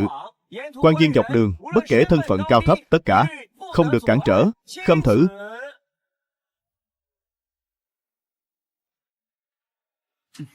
Ngũ hoàng tử. Công công, ngươi có nhầm không vậy? Phụ hoàng rõ ràng là phái ta. Đi tham gia kén rễ mà. Lục hoàng tử, ngài có ý gì đây? Là đang nghi ngờ lão nô truyền thánh chỉ giả sao? Hay là đang nghi ngờ mệnh lệnh của bệ hạ? Nhi thần không dám. Ngũ hoàng tử, một tay dẹp Yên Ngũ Dương, bệ hạ long nhan đại duyệt, ngay cả lão nô cũng vô cùng kính phục. Điện hạ, sau này có việc gì cứ tùy ý sai bảo lão nô là được. Vậy thì làm phiền công công đi một chuyến rồi. Điện hạ khách sáo rồi.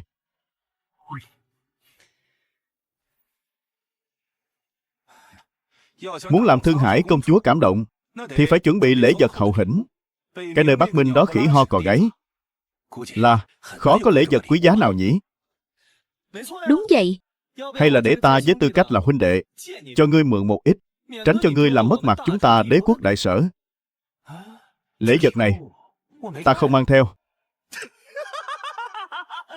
Ngươi muốn cưới công chúa Thương Hải Quốc, một tuyệt thế mỹ nhân như vậy, mà ngươi lại không có một món lễ vật nào. Chẳng lẽ ngươi định dựa vào cái mặt này của ngươi để khiến công chúa Thương Hải Quốc gả cho ngươi sao? Thật là nực cười. Hỗn xược. Ngươi nghĩ bản công chúa là loại tiểu nhân hám lợi hay sao?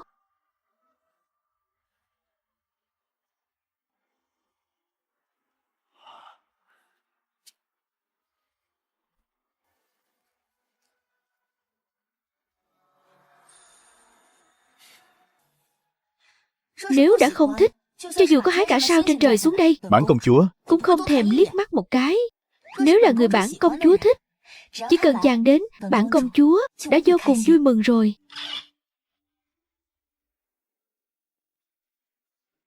Tại sao công chúa lại ở trên xe của ngươi? Chẳng lẽ suốt thời gian qua Nàng ta ở Bắc Minh. hai người, cậu nam nữ,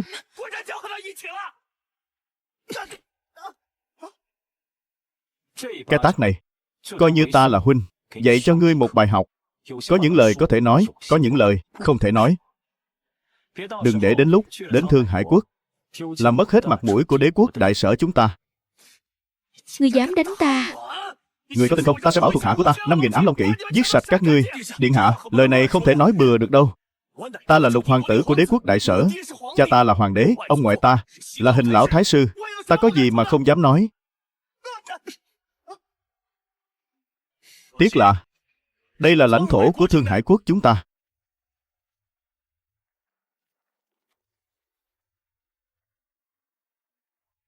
Bản tướng phụng mệnh bệ hạ dẫn một vạn quân Vũ Lâm đến nghênh đón công chúa điện hạ về nhà.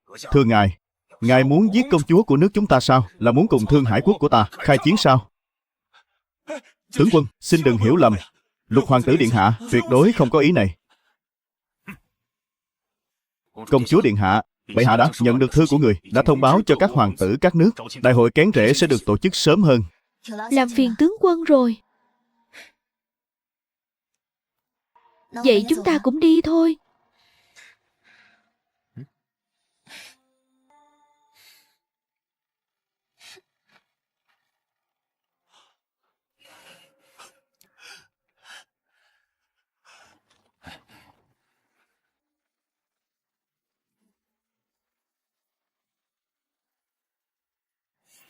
Điện hạ, đại hội kén rễ lại được tổ chức sớm hơn. Vậy chúng ta cũng mau đi thôi. Cô gửi thư đến, nói cô ấy đã đến Hoàng cung Thương Hải rồi. Ta ngược lại muốn xem tên phế vật này làm cách nào đánh bại các hoàng tử.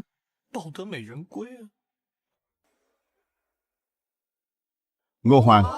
Vạn tuế, vạn tuế. Vạn vạn tuế. Miễn lễ. Ban tọa. Tạ bệ hạ.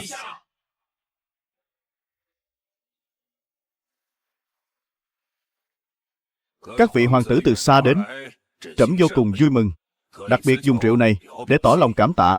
Hy vọng các vị hoàng tử ở Thương Hải quốc vui vẻ, không uổng chuyến đi này.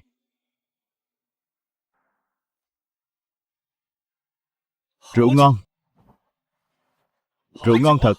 Thương Hải quốc này đúng là địa linh nhân kiệt. Công chúa điện hạ lại là quốc sắc thiên hương. Một ngụm rượu này uống vào vừa thơm vừa ngọt. Đây quả thực là tiên tử nhân gian. Bệ hạ, đây là rượu gì vậy? Ta đến Thương Hải quốc cũng được một thời gian rồi. Sao, chưa từng nghe nói qua? Không giấu gì các vị. Đây là rượu do công chúa mang về. Trẫm cũng là lần đầu được uống. Quả thực không tầm thường. Dám hỏi công chúa điện hạ, rượu này từ đâu mà có ạ? Cái này, ta đây muốn mua vài nghìn cân, mang về từ từ thưởng thức. Rượu này, e là không rẻ đâu. Vài nghìn cân. Chắc phải, không sao. Tiên tử thế này, bản hoàng tử cũng muốn mua. Chuyến đi đến Thương Hải quốc lần này, cho dù không được công chúa để mắt tới, mua chút tiên tử về, tặng cho phụ hoàng và mẫu hậu, biết đâu còn được thưởng. Đáng giá, quá đáng giá. Sở Từ, để ta nói cho mà nghe, rượu ngon thế này, người cứ uống thêm vài ly đi. Nếu không, đợi khi về lại Bắc Minh, cái nơi hoang vu đó, có muốn ngửi thôi, cũng không được ngửi đâu.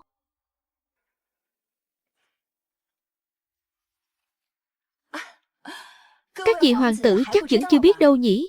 Vị này chính là của đại sở chúng ta, hoàng tử thứ 5. Vì hắn phẩm hạnh không đoan chính, cho nên bị đầy đến Bắc Minh. Bắc Minh? Đó chẳng phải là vùng đất hoang vu sao? Nghe nói nơi đó vừa nghèo vừa loạn, lại còn giặc cướp hoành hành. Không phải chứ, đất phong của ngươi đã nghèo đến mức đó rồi, nhưng sống này chết mai. Chẳng lẽ ngươi muốn công chúa theo ngươi về đó chịu khổ chịu cực sao?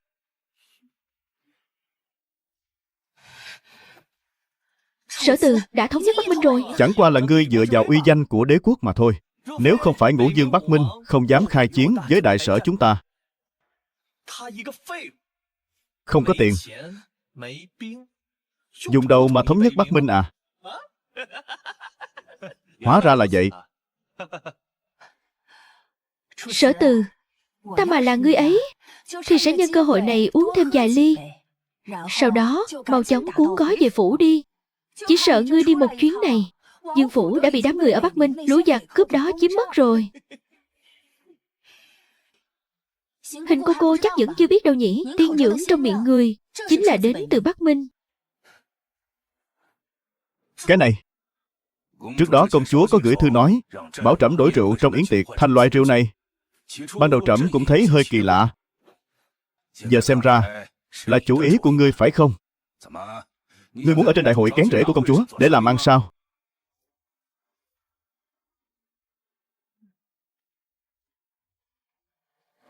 Không thể nào. Cái nơi rách nát như Bắc Minh, ngay cả lương thực cũng vô cùng thiếu thốn, làm sao có thể ủ ra được tiên nhưỡng bậc này chứ? Sở Từ à, ngươi rõ ràng là đang khi quân. Hình cô, người lại có điều không biết rồi. Sở Từ ở Bắc Minh còn phát triển một phương pháp canh tác và nông cụ hoàn toàn mới, sản lượng trên mỗi mẫu sau này có thể tăng thêm 5 phần. Không chỉ có thể khiến bách tính Bắc Minh đều được ăn no, mà còn có đủ lương thực để ủ rượu. Nếu thật sự như vậy, ngươi tuy là một hoàng tử, Nhưng đã có tướng của một bậc nhân quân rồi. Bệ hạ, Bắc Minh là đất phong của ta, để bách tính được ăn no, là trách nhiệm tối thiểu của ta. Sở huynh đại nghĩa, chúng ta vô cùng khâm phục, chỉ là không biết sản lượng của tiên nhưỡng này thế nào, liệu có thể để cung cấp cho chúng ta sao?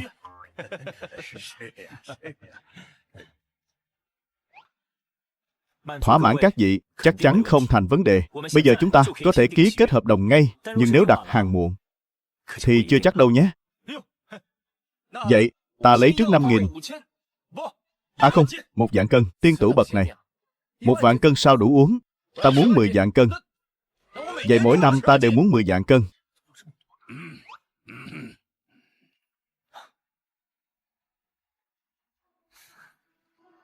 Bệ hạ yên tâm, việc cung cấp rượu cho hoàng thất Thương Hải Quốc chắc chắn sẽ được ưu tiên hàng đầu. Công chúa nói, tiên tửu này vẫn chưa có tên. Hôm nay, tài tử các nước đều tề tựu tại đây. Hay là mỗi người làm một bài thơ để đặt tên cho tiên tửu này? Thế nào?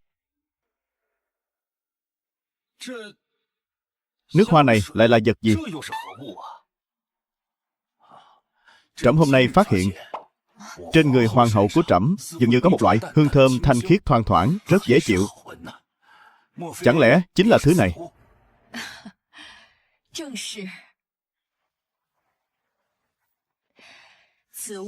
cũng là do Thương Hải mang về, hương thơm dễ chịu, tươi mát thoát tục, có thể giữ mùi cả một ngày.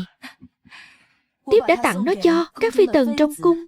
Các mệnh phụ phu nhân đều đã tặng một ít. Hình tỷ tỷ cũng được một lọ. Các nàng đều rất thích. Nó đã trở thành một trào lưu rồi. Thần kỳ như vậy sao? Đúng vậy, bệ hạ, ngài không biết đó thôi. Nước hoa này, sức hút của nó đối với phụ nữ thật sự không lời nào diễn tả nổi. Một lọ nhỏ thế này có thể bán được cả 100 lạng. Vậy từ đó có thể thấy Ưng gia đứng sau chuyện này chẳng phải là lãi to rồi sao? Sở Từ à, lại bán được bao nhiêu tiền chứ? Có thể so sánh với nước hoa của hoàng hậu nương nương được sao? Cũng không phải đồ của ngươi. Liên quan gì đến ngươi? Ngươi, ta chỉ là ngứa mắt cái vẻ đắc ý của ngươi thôi. Công chúa, nước hoa này lại là do cao nhân phương nào làm ra vậy? Sao không giới thiệu cho ta làm quen một chút? Hôm khác ta sẽ đến tận cửa bái phỏng, cũng mua một ít về. Xa tận chân trời, Gần ngay. trước mắt. Cái này, lẽ nào nước hoa này cũng là do hắn làm ra? Lại là chính là vậy. Vật này tên là nước hoa, được làm từ hoa tươi, chuyên dùng cho nữ tử. Hơn nữa, còn có rất nhiều mùi hương. Vốn dĩ ta định nhân cơ hội này để quảng bá sản phẩm, không ngờ quý phi nương nương lại chủ động giúp ta một tay.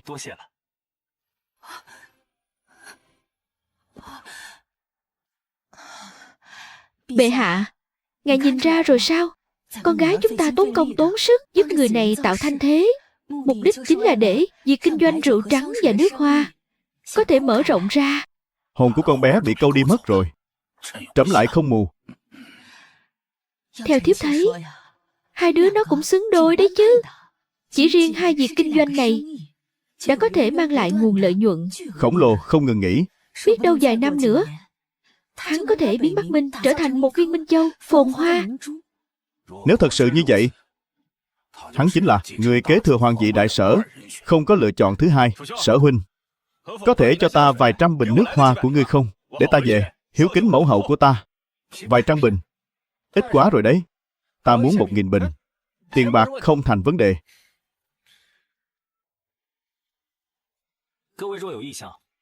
Đợi yến tiệc kết thúc, chúng ta sẽ bàn bạc chi tiết sau. Bàn bạc chi tiết.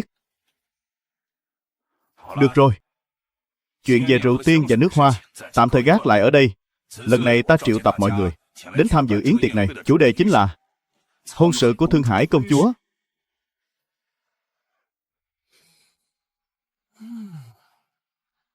Quả nhiên không ngoài dự đoán của ta. Cho dù Thương Hải công chúa lòng đã cùng lão Ngũ tư định chung thân, bệ hạ vẫn muốn tổ chức kén rễ công khai. Ông ta thân là vua một nước, mục đích duy nhất khi gả con gái chính là liên hôn. Lão Ngũ hắn căn bản không xứng. Các vị đều biết, ta tổ chức yến tiệc kén rễ này là muốn trong số các hoàng tộc của các nước, những thanh niên tài tuấn, tìm cho con gái ta một người phu quân như ý. Chỉ là bây giờ sự việc đã có chút thay đổi.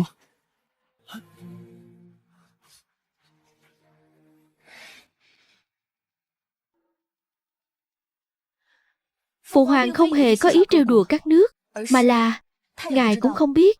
Ta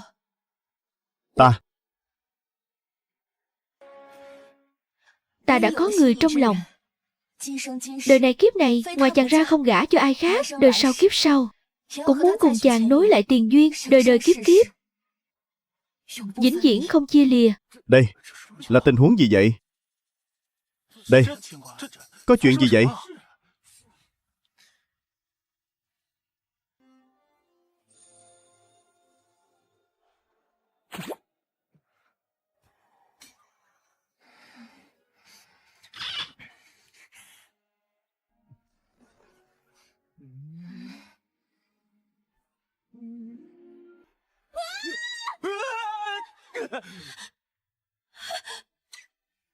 Ngươi muốn ta giúp ngươi giả truyền thánh chỉ? Tại sao ta phải giúp ngươi? Dù sao đi nữa, chúng ta cũng là người từng chung chăn chung gối. Việc này Chẳng lẽ nàng không giúp sao? Nàng cứ lẻo đẻo theo ta suốt đường. Bản Dương cũng có nói gì đâu. chẳng phải là vì không yên tâm về Phu quân tương lai của nàng sao? Ngươi vô liêm sỉ.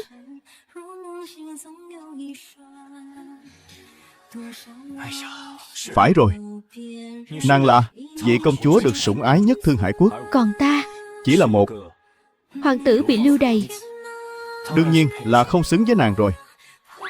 Không phải, ý của ta không phải vậy. Thật ra chàng cũng không tệ. Nói vậy là Nàng đồng ý rồi. Ta còn chưa đến tuổi cập kê mà. Đợi đến khi ta làm lễ cập kê, phụ hoàng sẽ chiêu phò mã cho ta. Đến lúc đó chàng nhất định phải đến đấy. cứ cho là phụ hoàng của nàng không đến, sớm muộn gì ta cũng sẽ dẫn đại quân đến Thương Hải quốc của nàng. Chàng muốn làm gì? Đương nhiên là dây thành. Ép ông ấy phải gả nàng cho ta rồi.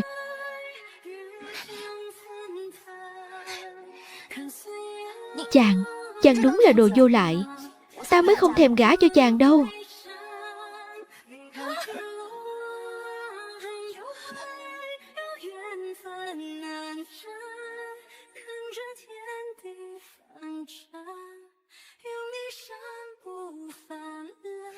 Không sai. Người mà nàng ấy nói chính là ta. Đây,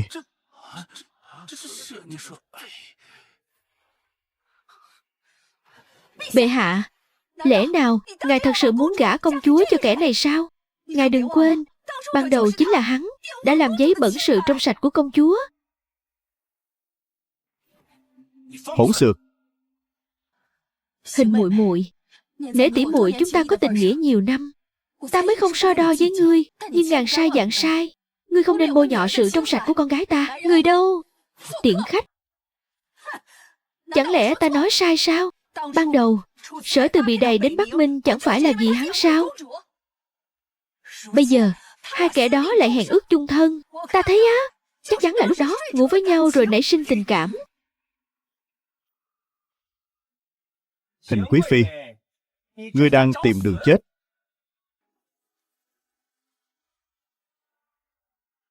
Công công, chẳng phải ngài đã tuyên chỉ xong và về cung rồi sao? Làm Lục hoàng tử thất vọng rồi nhỉ? Việc của lão nô không chỉ đơn thuần là tuyên chỉ cho Ngũ hoàng tử. Bái kiến quốc vương Thương Hải, bái kiến Ngũ hoàng tử. Hình quý phi, e rằng ngươi vẫn chưa biết, chuyện năm xưa bệ hạ đã sớm điều tra rõ ràng, chính là ngươi đã vu oan hãm hại Ngũ hoàng tử. Bệ hạ nể tình nhiều năm, không xử tội ngươi, mà chỉ lệnh cho tất cả những người biết chuyện phải giữ kín bí mật. Nhưng ngươi lại không biết trân trọng, phụng khẩu dụ của bệ hạ.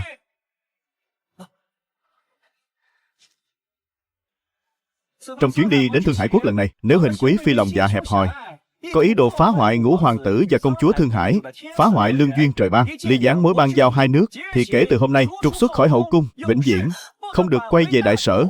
Khâm thử.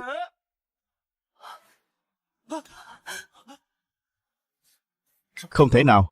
Phụ hoàng đối với mẫu phi của ta vô cùng sủng ái, không thể nào hạ thánh chỉ như vậy được. Là ngươi.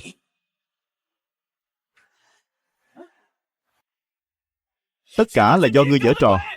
Ta phải giết ngươi. Quỳ xuống.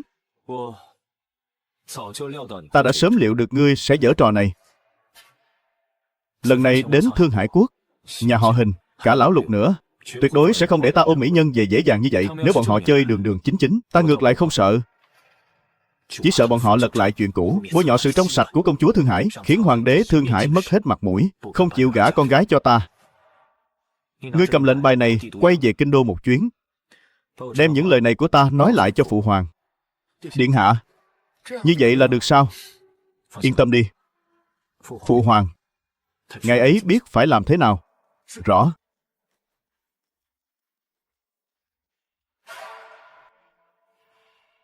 Lão Ngũ, ta phải giết chết ngươi.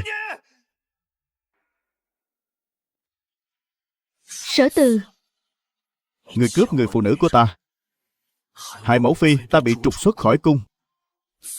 Mối thù này không đội trời chung.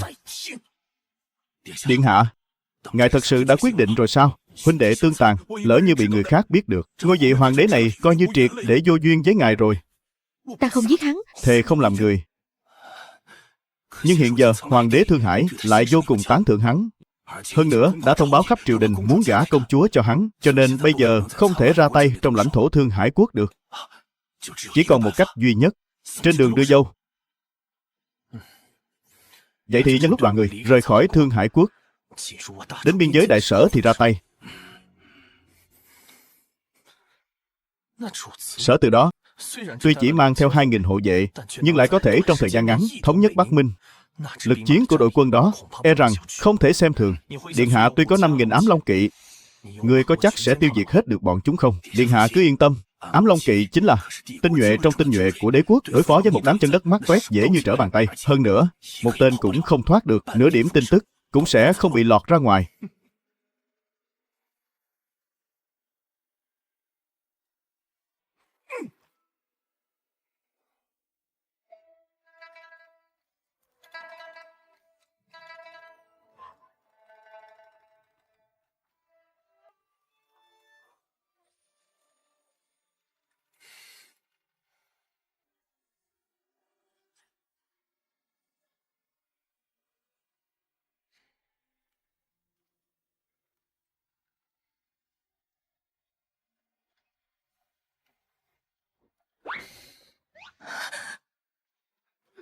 Chàng làm gì vậy? Phải đợi đến lúc động phòng mới được vén khăn trùm đầu. Làm gì có nhiều quy tắc thế? Với lại, chuyến này về đế đô còn một chặng đường dài. Chẳng lẽ cứ phải giữ mình như ngọc sao?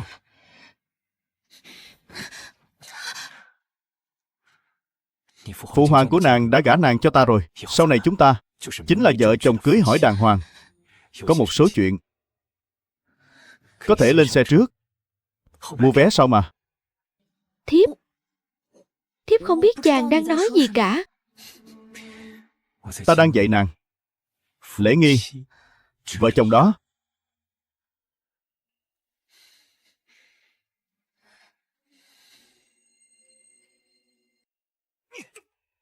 Lão Ngũ, Ngày tang của ngươi đến rồi.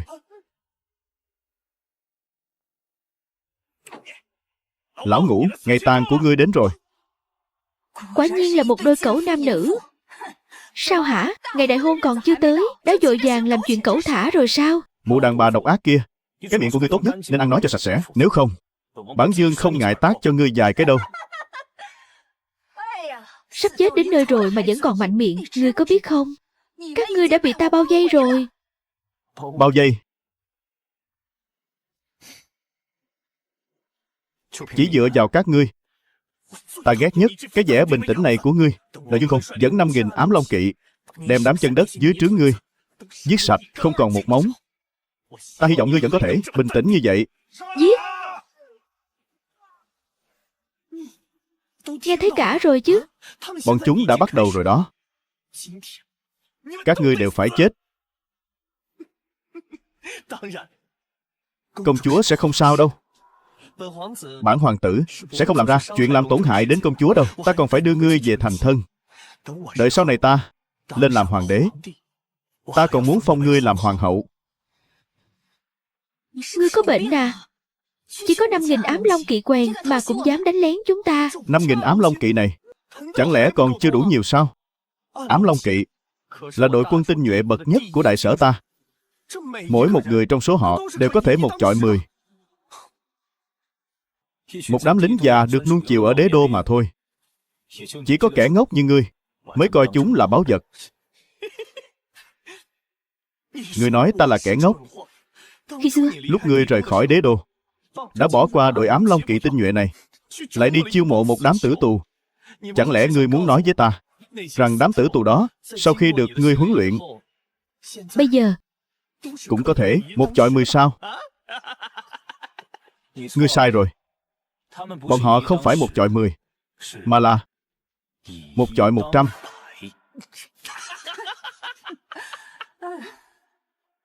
Nghe thấy cả rồi chứ? Từ lúc đột kích đến giờ mới qua bao lâu? Ám long kỵ đã đến báo cáo chiến quả rồi. Điện hạ,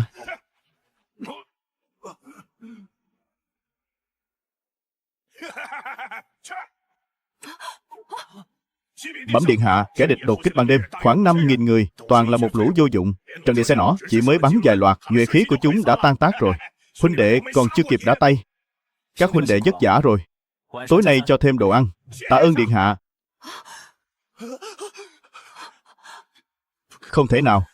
đây là ám long kỵ cơ mà. Sao có thể? Bị đám quân ô hợp này đánh bại chứ. Đồ ngốc. Người đối với thực lực của điện hạ không biết một chút gì mà dám đến đột kích. Lão Trần ta sống đến từng này tuổi, chưa từng thấy ai ngốc như vậy. Ngươi là cái thá gì chứ? Cũng dám coi thường bản hoàng tử. Dù sao thì bản hoàng tử bây giờ cũng đã vào được đây rồi. Bây giờ ở đây, ta là người định đoạt.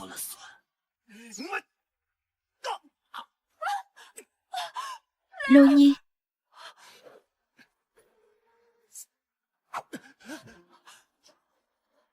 Có một khả năng này không? Sở dĩ các ngươi có thể sống sót xông vào phòng này là vì huynh đệ dưới trướng ta chưa nhận được lệnh của ta, nên vẫn chưa ra tay. Ngươi, ta không tin ngươi dám giết ta. Huynh đệ tương tàn. Nếu chuyện này truyền ra ngoài, cả đời này của ngươi đừng hòng chạm đến ngai vàng.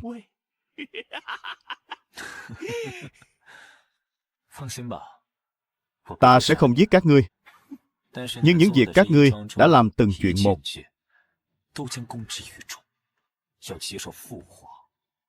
Còn có sự phán xét của bá quan văn võ trong triều, bao gồm cả người đứng sau lưng các ngươi, lão thái sư Hình Chiêu Lâm. Ngươi muốn ra tay với Hình gia của ta sao?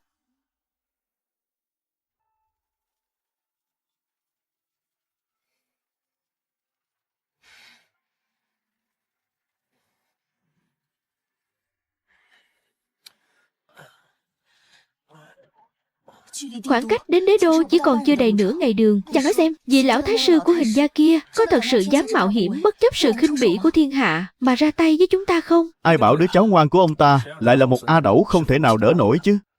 Nếu để Sở Lôi và Hình quý phi vào triều, chịu sự xét xử công khai, thì Hình gia của ông ta coi như toan rồi. Chẳng phải sao, bọn họ không muốn ra tay cũng không được nữa rồi. Đến rồi.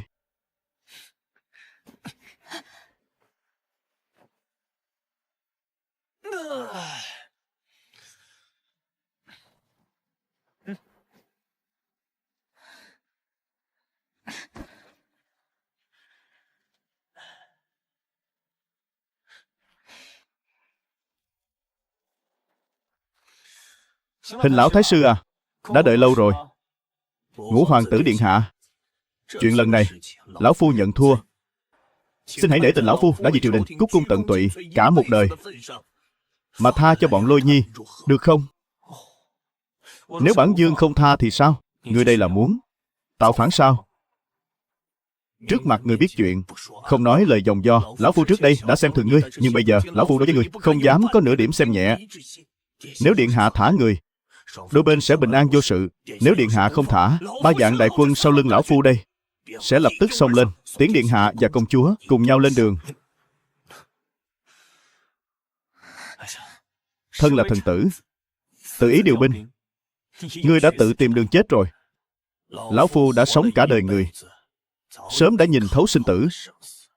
Nhưng trước khi chết, điều duy nhất muốn làm chính là phò tá cho ta dòng máu của Hình gia lên ngôi hoàng đế. Nếu Lôi Nhi không thể lên ngôi, lão phu có tạo phản thì đã sao? Chỉ với câu nói này, Bản Dương nể ngươi là một đấng nam nhi. Chỉ tiếc là ngươi à, chỉ dám ở trước mặt Bản Dương ra vẻ ta đây chém gió thành bão. Nếu phụ hoàng đến đây là ngươi sẽ lập tức quỳ xuống đất xin tha mạng nhỉ. Tiếc thật. Hiện giờ bệ hạ đang ở trong cung, trẫm đang ở ngay đây. Hình Chiêu Lâm, ngươi còn không tiếp giá sao? Bệ hạ sao lại ở đây? Là ngươi. Thì ra là ngươi, sớm đã giăng sẵn bẫy, chỉ chờ ta chui vào thôi nhỉ.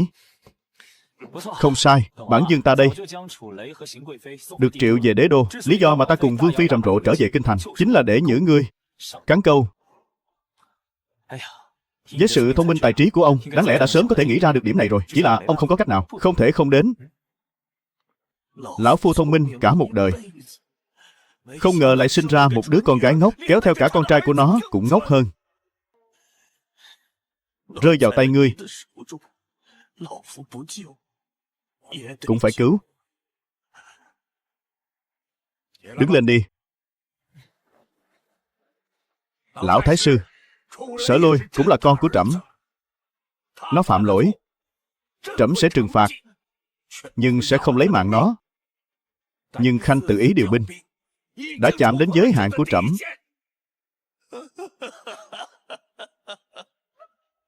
Bệ hạ, ngài sẽ không giết con ruột của mình, nhưng mà ngài sẽ tước bỏ của nó tư cách kế thừa hoàng vị. Điều này chính là muốn lấy mạng nó, cũng là muốn lấy mạng của Hình gia ta, mạng của tất cả mọi người. Bệ hạ, ngài đã muốn diệt tận gốc rễ Hình gia ta, thì ta sao có thể ngồi yên chờ chết? Vậy nếu trẫm nói cho Khanh biết, ngay từ đầu, người kế vị hoàng vị mà trẫm đã định chỉ có một mình Sở Từ thì sao?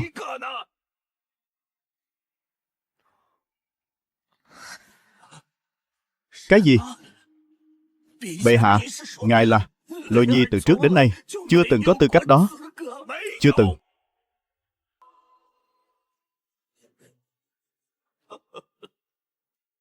Thì ra bệ hạ đẩy con đến Bắc Minh chỉ là để rèn luyện nó. Kết quả ngươi quả thực đã không phụ lòng kỳ vọng của bệ hạ. Tuổi còn nhỏ mà đã có trí tuệ và thủ đoạn như vậy.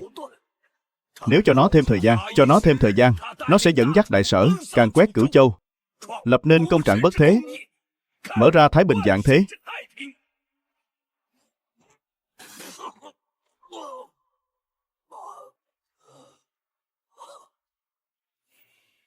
Người đâu? Mời lão thái sư vào triều, tiếp nhận công thẩm.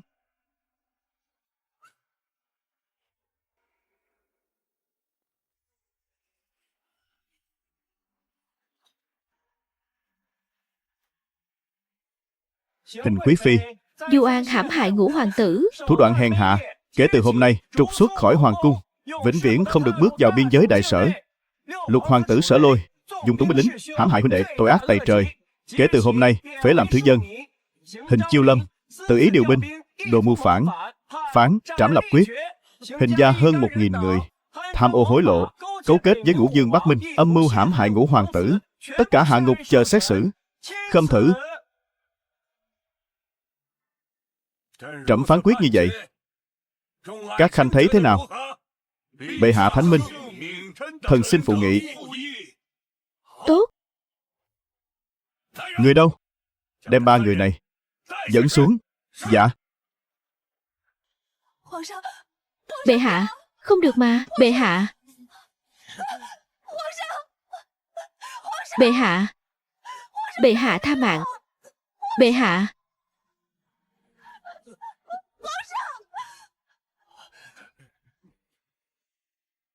Các khanh bình thân.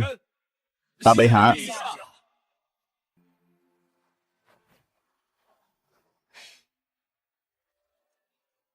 Chuyện này cứ quyết định như vậy.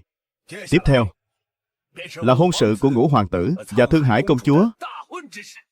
Các khanh thấy nên tổ chức thế nào đây? Nên tổ chức thật long trọng. Bệ hạ, di thần cho rằng nên tổ chức thật hoành tráng. Không sai, Ngũ hoàng tử thống nhất Bắc Minh, lập nên kỳ công bất thế. Song hỷ lâm môn phải mở đại yến ở Kinh Sư, chung vui cùng trăm họ. Những gì các khanh nói đều quá tầm thường, không đủ để thể hiện công lao của con trai trẫm. Ý của bệ hạ là trẫm chuẩn bị triệu Ngũ hoàng tử từ đất phong Bắc Minh trở về, sắc phong làm thái tử, mở phủ giám quốc. Đợi sau khi trẫm 100 tuổi sẽ kế thừa đại thống, đăng cơ xưng đế.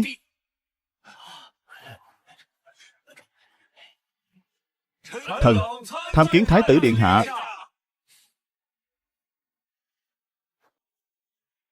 Các vị đại nhân, bản vương đối với ngôi vị thái tử không có hứng thú.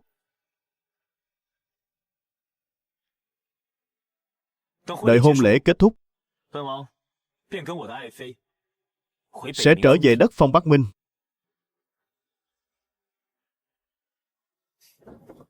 Phụ hoàng, so với việc kế thừa hoàng vị, nhi thần càng muốn tự tay lập nên công nghiệp. Đợi Bắc Minh phát triển đến một mức độ nhất định, nhi thần sẽ phát binh lên phía Bắc, mở mang bờ cõi. Con đã nghĩ kỹ chưa? Không hối hận.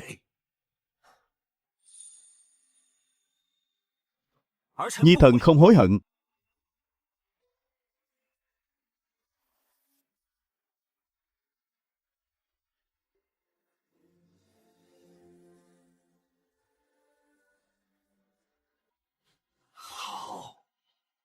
Vậy thì trẫm sẽ thành toàn cho con. Sau này con ở Bắc Minh, đế quốc sẽ toàn lực ủng hộ trẫm. Đợi đến ngày con mở mang bờ cõi, ngày đó đa tạ phụ hoàng.